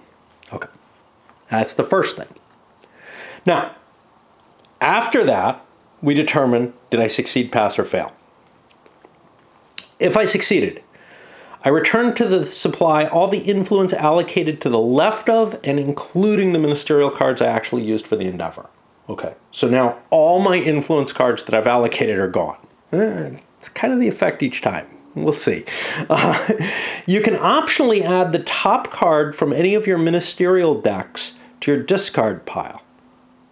If one of your ministerial decks is empty, you can take from the corresponding deck of a neighboring player. Empires whose names are next to one another can do this. So, as long as I succeed, I can choose any minister I like and throw him into my deck, and now he's available next time around. That's kind of cool. Unless my endeavor was a subterfuge endeavor, I'll get a popularity counter. Gets placed face down. If I want to battle against another player or conquered an independent area, not just took one space on it,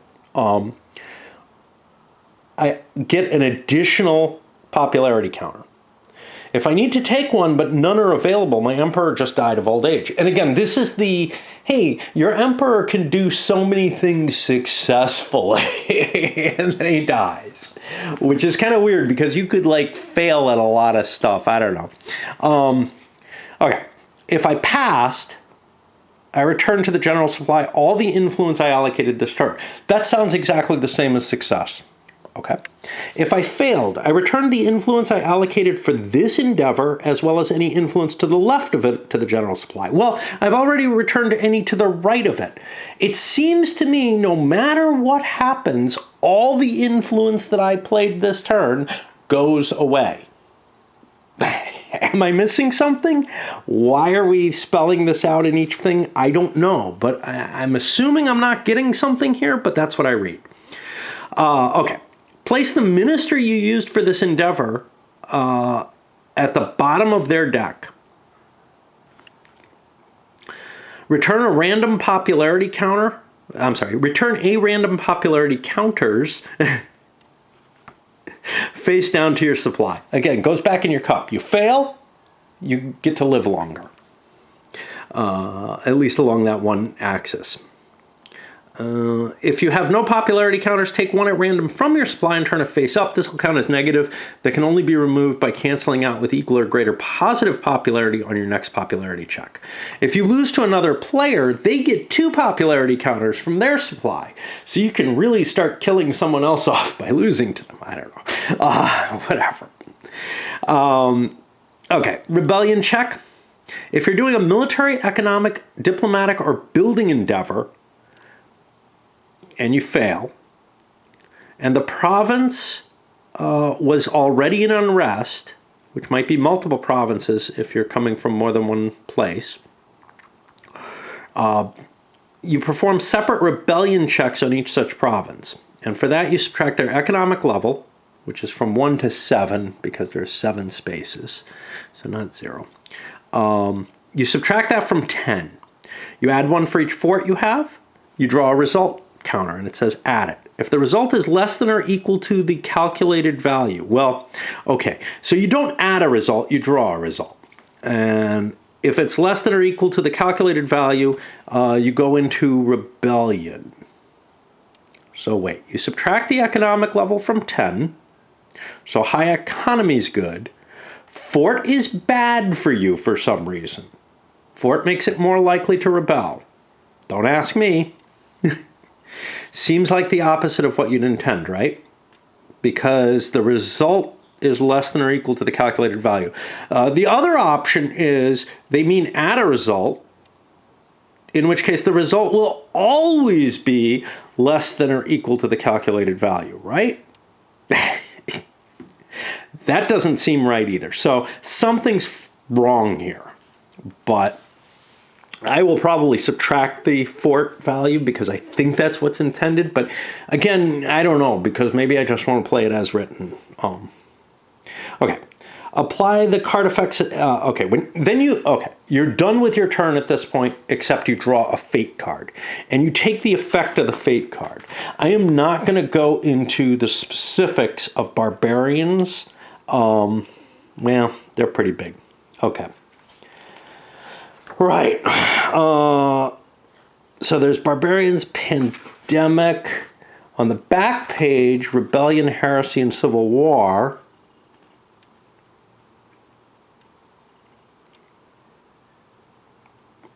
And now this is really weird. So Civil War is the one I played out. Consider your provinces that have your second highest number of forces. If the card for just one of them, whichever one has your second highest number of forces, which is probably just one province. If the card for just one of them is among your revealed cards, a Civil War breaks out. Keep the Civil War fate card until it ends. It can spread to 2 other provinces. Look at all the provinces that connect directly with the provinces of that outbreak. I don't know if I looked in the rules for this. I think I read the card for it. The 2 of these that have the fewest forces are also in Civil War, except for provinces that have the most forces and the Emperor's... Okay, so it can't hit all your provinces. That's what I fucked up. Okay. Provinces in Civil War are in rebellion. Rebellion hasn't really been defined, but it's in the glossary. We'll get to it in a moment. Their commander has a level 3 in all provinces affected by Civil War, ending the Civil War when you retake provinces of the outbreak. Okay. So we don't really know what rebellion does, but what we find is that it's here in the glossary. It's one of the few things actually mentioned here. A semi-independent state that a province can be in that prevents taxation, recruitment, and endeavor basing. Apparently, according to the Civil War, though not according to that rule, nor according to anywhere else rebellion is moved, you can conquer areas in rebellion. Okay. If I look at Empires of the Middle Ages for this, to try to see if there's an indication there, Well, unrest is a state that your own provinces go into, and we have that here with 1 red cube. I guess 2 red cubes is rebellion. And again, it doesn't tell you to do that. But in Empires of the Middle Ages, when something goes from unrest, when it rebels, it stops being yours. It just becomes a neutral province. Apparently in this, there's some sort of in-between state. Oh, let's take a look at some of these. So barbarians. The ovals are barbarian groups. Players can move into or raid such areas, but they can't conquer them. Now, there's something about non-barbarian areas that a player controls, and I don't know what that's supposed to mean. Barbarians can attack an area adjacent to their holdings. If none such is available, they can raid an area that's 2 away from their holdings. The source of the attack can be either a barbarian area or any other area the barbarians have conquered. Now, there are no markers that I think, if I recall correctly, there are no markers that indicate what is a barbarian-controlled area. Just keep that in mind.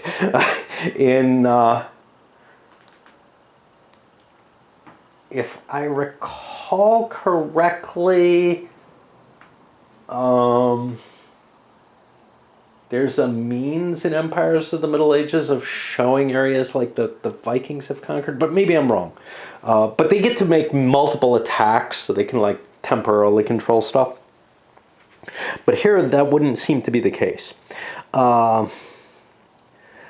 When an attack can come from multiple sources, okay, so when an attack can come from multiple sources, the barbarian having the highest economic value make the attack. Should these be the same, the one having more forces attack, should this also be tied, choose randomly? Okay, well, great. That's the source, but we don't know what the source is until we know the target. When an attack can attack multiple targets, barbarians attack the area having the highest economic value. Should these be the same, barbarians choose to attack having fewer forces, or that has no fort, or roll randomly. Now, when I got a barbarian card, it said that it only attacks something if I have a face-up card in for that region, if I have a revealed card. And that may not be the only kind of barbarian fate card that shows up, but the one that I got did that, and I had no province that I was taxing that turn or whatever, so I was immune to barbarians. When it can come from multiple sources and strike multiple targets, process them one by one, beginning with highest economic value. I don't know. You do combat, then you can consider the next target and do multiple sources to determine which... that sounds like there's multiple attacks. I don't know. And you can avoid them paying tribute. And again, I'm going to figure this shit out when I get to it. I didn't manage to figure it out last time because the card very clearly didn't hit them, but maybe it won't come out before I lose the game again. There's the pandemic card. Remember, that's at the bottom of the fate deck. That's important. It gives you the plague. The plague reduces your economic level by 2 for each province in your empire, including client kingdoms and provinces in rebellion, that has trade tax numbers under its name. That is, it's on a trade route. Not all provinces have trade values. Some of them do. Okay. From each such province, return 1 force to the supply. Choose it at random. Each independent area adjacent to one of those affected areas that's on a trade route also loses 2 economic levels. Place an Antonine Plague card. There's only 1 in this game, but I'm assuming multiple players have multiple of them. In the discard pile, depending on who drew it. Okay, well, I'm the Kushans, so I would place 1 on all other players, but there are no other players. So we'll see, because there may be special rules for solitaire here. When subsequent players draw the Antonine Plague card, apply the above steps again, but only or the second time, remove it from play and place an immunity card in your discard pile instead. Okay, so if somebody else draws the Antonine Plague card, they get all these steps, the addition of they get the plague too, but I'm assuming that's on. Only on the second time, remove it from play and place an immunity in your discard pile instead. I don't know.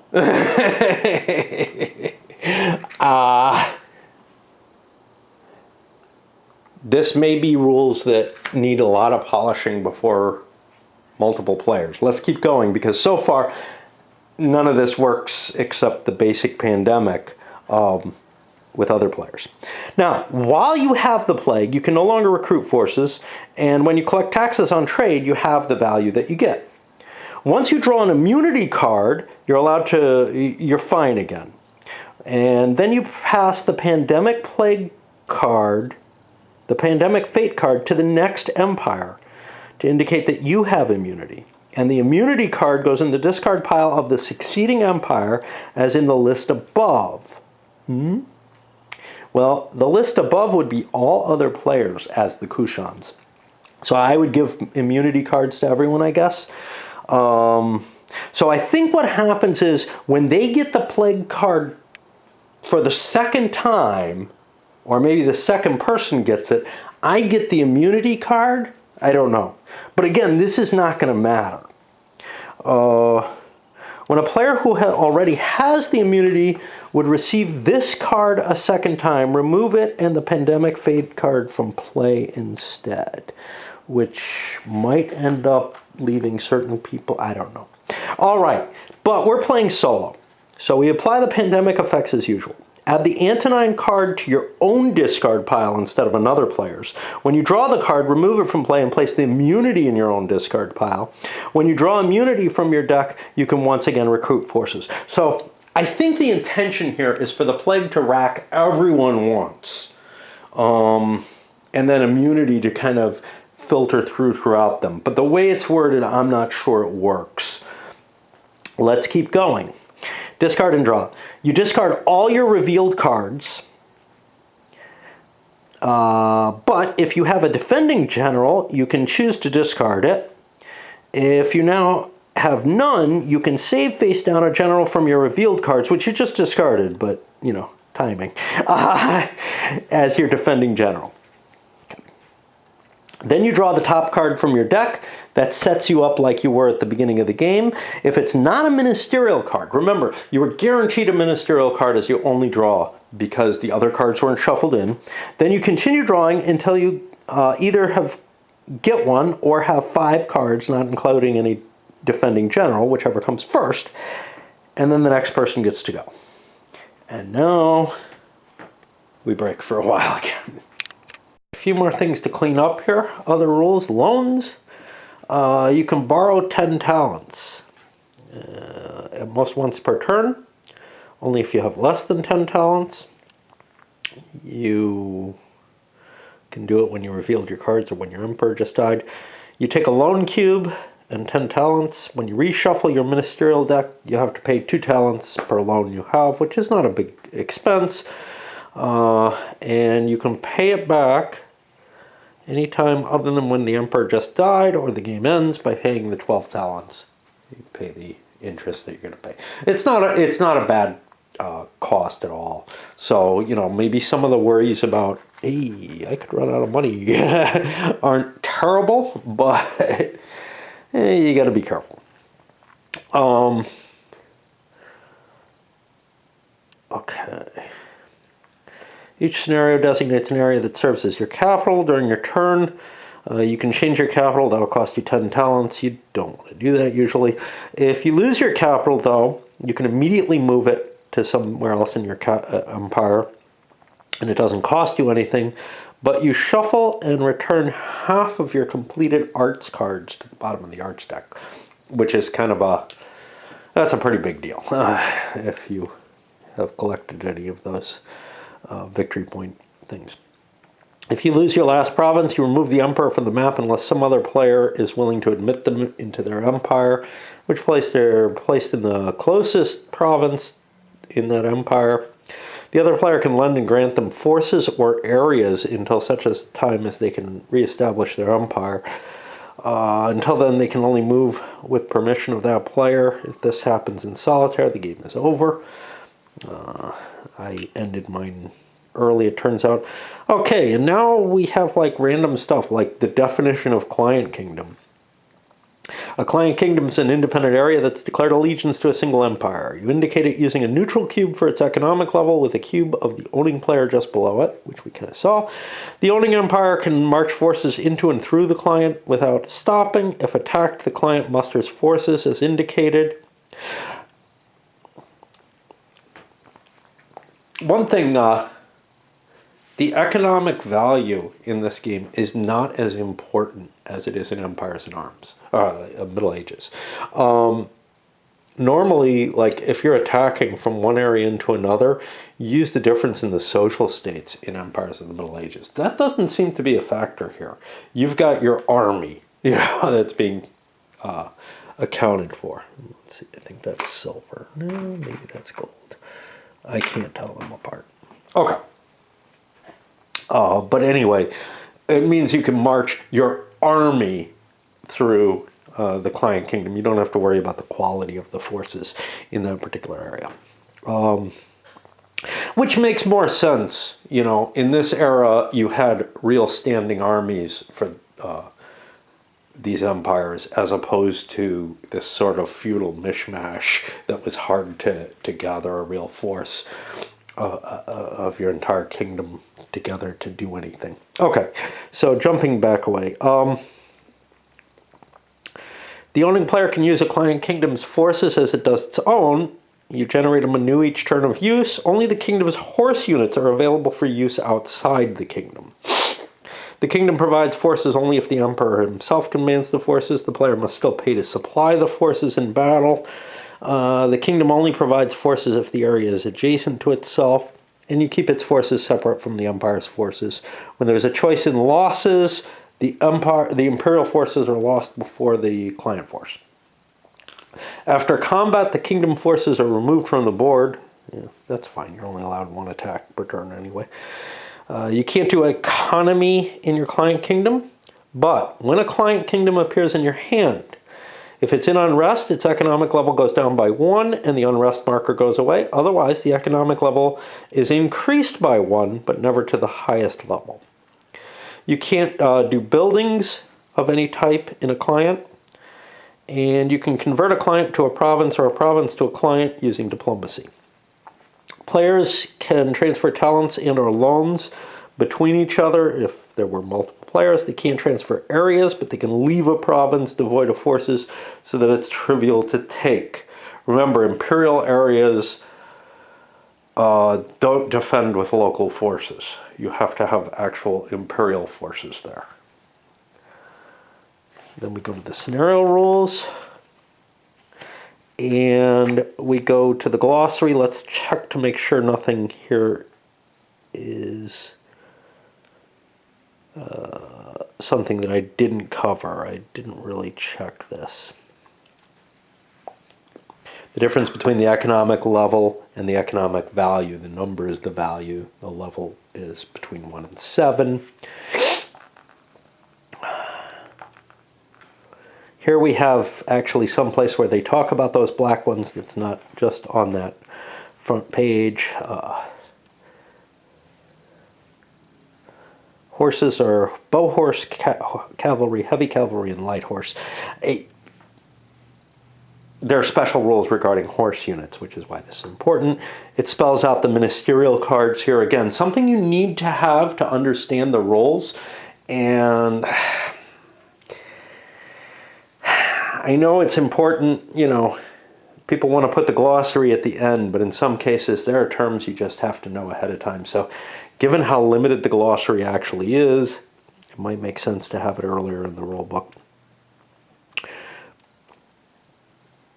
Province, another name for a tax collector card. So the cards say tax collector on them. Never are they referred to as tax collector cards in the rules until now. So that's kind of interesting. Rebellion, whatever the definition of rebellion is, seems to be held here. You got to make some assumptions based on that. Stature are the ratings of the emperor. Unrest, it affects stuff. Great. And then, here things get interesting. After the historical notes and everything, we come to these fate card notes, which talk to you about things like popularity check, but I don't know if it... We looked here before and it doesn't really tell you everything you need to know, so maybe the cards tell you. The rules on when an emperor dies. This is something I haven't looked at. I knew it was here. I figured I would get to it because this was going to be the end point of my solo play. So let's go over what happens when an emperor dies, because I think this is important. If it's your last emperor, the game ends as soon as every player has enjoyed the same number of turns. That's easy enough to deal with. Your emperor has no effect on play for the rest of your turn. If this was not your last emperor, you do the following. You stop the game and do these. You draw the new top card of your emperor deck. You place the token in the capital unless it's in rebellion, in which case it goes with the largest army not in rebellion, which is kind of weird. It sounds like the armies of the forces of the areas in rebellion are defending the area, not the natural forces there, which might have been easier to deal with too. Again, it's not really spelled out well. But when I'm reading this, it sounds like it's the actual forces that the Empire has constructed that are in the Civil War, not some sort of weird thing. Which means that an area with no troops in it is trivial to unrebel? I don't know. Add the value of your popularity counters and return them to your supply. If the popularity is positive, divide it by 4, and you get influence equal to that. Well, that's not worth much. Draw 2 random popularity markers for the new emperor. Flip face-up remaining ministerial deck. Place any defending general on top and stack those cards under the ministerial discard pile. Okay, so now everything's in the discard pile. Compare the old and new emperors for each stature. If the new emperor's stature is higher than the old, draw cards from the corresponding ministerial deck equal to the difference in statures, or all the cards in the deck if there aren't enough. Apparently not drawing from enemy players, if that's the case. And you add these to the bottom of the discard pile. If the new emperor's stature is lower than the old, find, starting at the top in the discard pile, the ministerial cards that correspond to this stature. The number of cards defined is equal to the difference, or if not enough are present, all the cards of that type. Shuffle the cards you have collected and place them at the bottom of their ministerial deck. Right. So you'll be pulling cards out of your deck. Now here's what's weird. You may have already tinkered with your card quantities. So you're actually doing a diff between the two emperors, not a there should be this many ministers in this emperor's deck, which seems a little weird, but okay.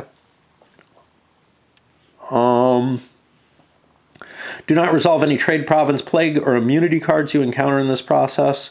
Shuffle all the discards then to reform the deck. Pay a talent for every 3 forces you want to keep. Not counting those in rebellion. Yeah, again, when I'm reading this section, it sounds like the rebellion is forces that you own of the Empire. It is the second largest set of forces. That's not clearly spelled. I mean, it's spelled out that it's the second largest set of forces. It's not spelled out that you lose those forces and the area doesn't become like its own independent thing you have to fight, which might be a lot easier to deal with. Pay a talent, yeah. Remove the dead emperor from play. Place him face up at the bottom of the Emperor's deck. I don't need to do that. Some fate cards trigger the Emperor's death have additional effects. And then we talk about the rebellion. Let's see. Okay, so the rebellion is in a fate card. I didn't see that it's also here, and didn't see that any force... Okay, wait, no, hold on. Handling a province in rebellion. Replace your ownership cube with an unrest cube. Place your own cube below it. If the corresponding province card is in your discard pile, return it to the supply. Otherwise, return it as it appears. Any forces you had in such a province, retreat to your adjacent province of your choice, except for 7 slow units as determined at random. A province in rebellion defends itself with these forces only, plus a level 2 commander. Okay, so this is different from the Civil War, and I don't know if these rules supersede, if the Civil War supersedes these rules, or if both are, if somehow something's supposed to be done between them. Here we go. Here's Civil War. Consider your province that have your second highest number of forces. If the card is just one of them among your revealed cards, Civil War breaks out. The Civil War can spread to 2 other provinces. Look at all provinces that connect directly to the province of outbreak. If 2 of these have the fewest forces, are also in Civil War. Hold on. Consider your provinces that have your second highest number of forces. If the card for just one of them is among your revealed cards, Civil War breaks out in that province. Keep the Civil War fate card until it ends. The Civil War can spread to 2 other provinces. Look at all other provinces that connect directly. The 2 of these that have the fewest forces are also in the Civil War, except for the Emperor's Current was the one that would have prevented that. These provinces are in rebellion, so I guess then you determine the rebel forces. Their commander has level 3 in all provinces. I guess that's not a level 2 commander anymore. I don't know if you retreat, all the fast or all but 7 slow units in that case, or what is going on. Again, I don't know. We make it up as we go, I guess. And the Civil War ends when you retake the province. Well, if there are no slow units and you're playing with that interpretation, it might be trivial to retake. There's heresy. From your revealed cards, determine heresy's starting province randomly from among those that border an area you do not own. The area loses an economic level. Place a neutral cube in the area. Continue to resolve the heresy as follows. Now, I assume you lose control of the area, but I don't know.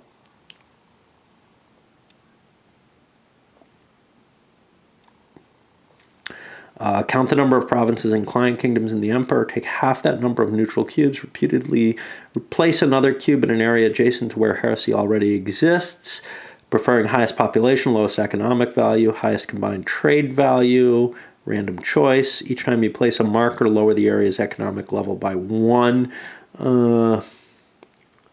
I think they stop becoming your provinces, but I'm not sure. That would be the empires of the Middle Ages answer, and that could wipe you out as well. Once you place all the markers, the heresy ends. Well, no, it can't, because you only lose half your areas. So unless you're down to only 1 area, you won't heresy out of the game. Okay. That's what I get out of this. Obviously, I'm going to still have to try to make decisions based on these rules. I asked a couple of questions, but it's gotten to the point where I'm not someone who likes asking questions. And it's just like, I think I can kind of guess what maybe is meant or not and go forward with this.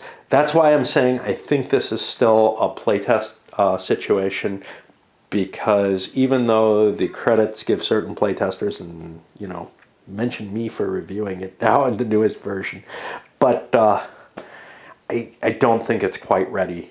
I don't think the rules are nailed down enough to handle that. So that's where I'm at. Sending this part up, and I'll struggle my way through however I do those things. Up it goes.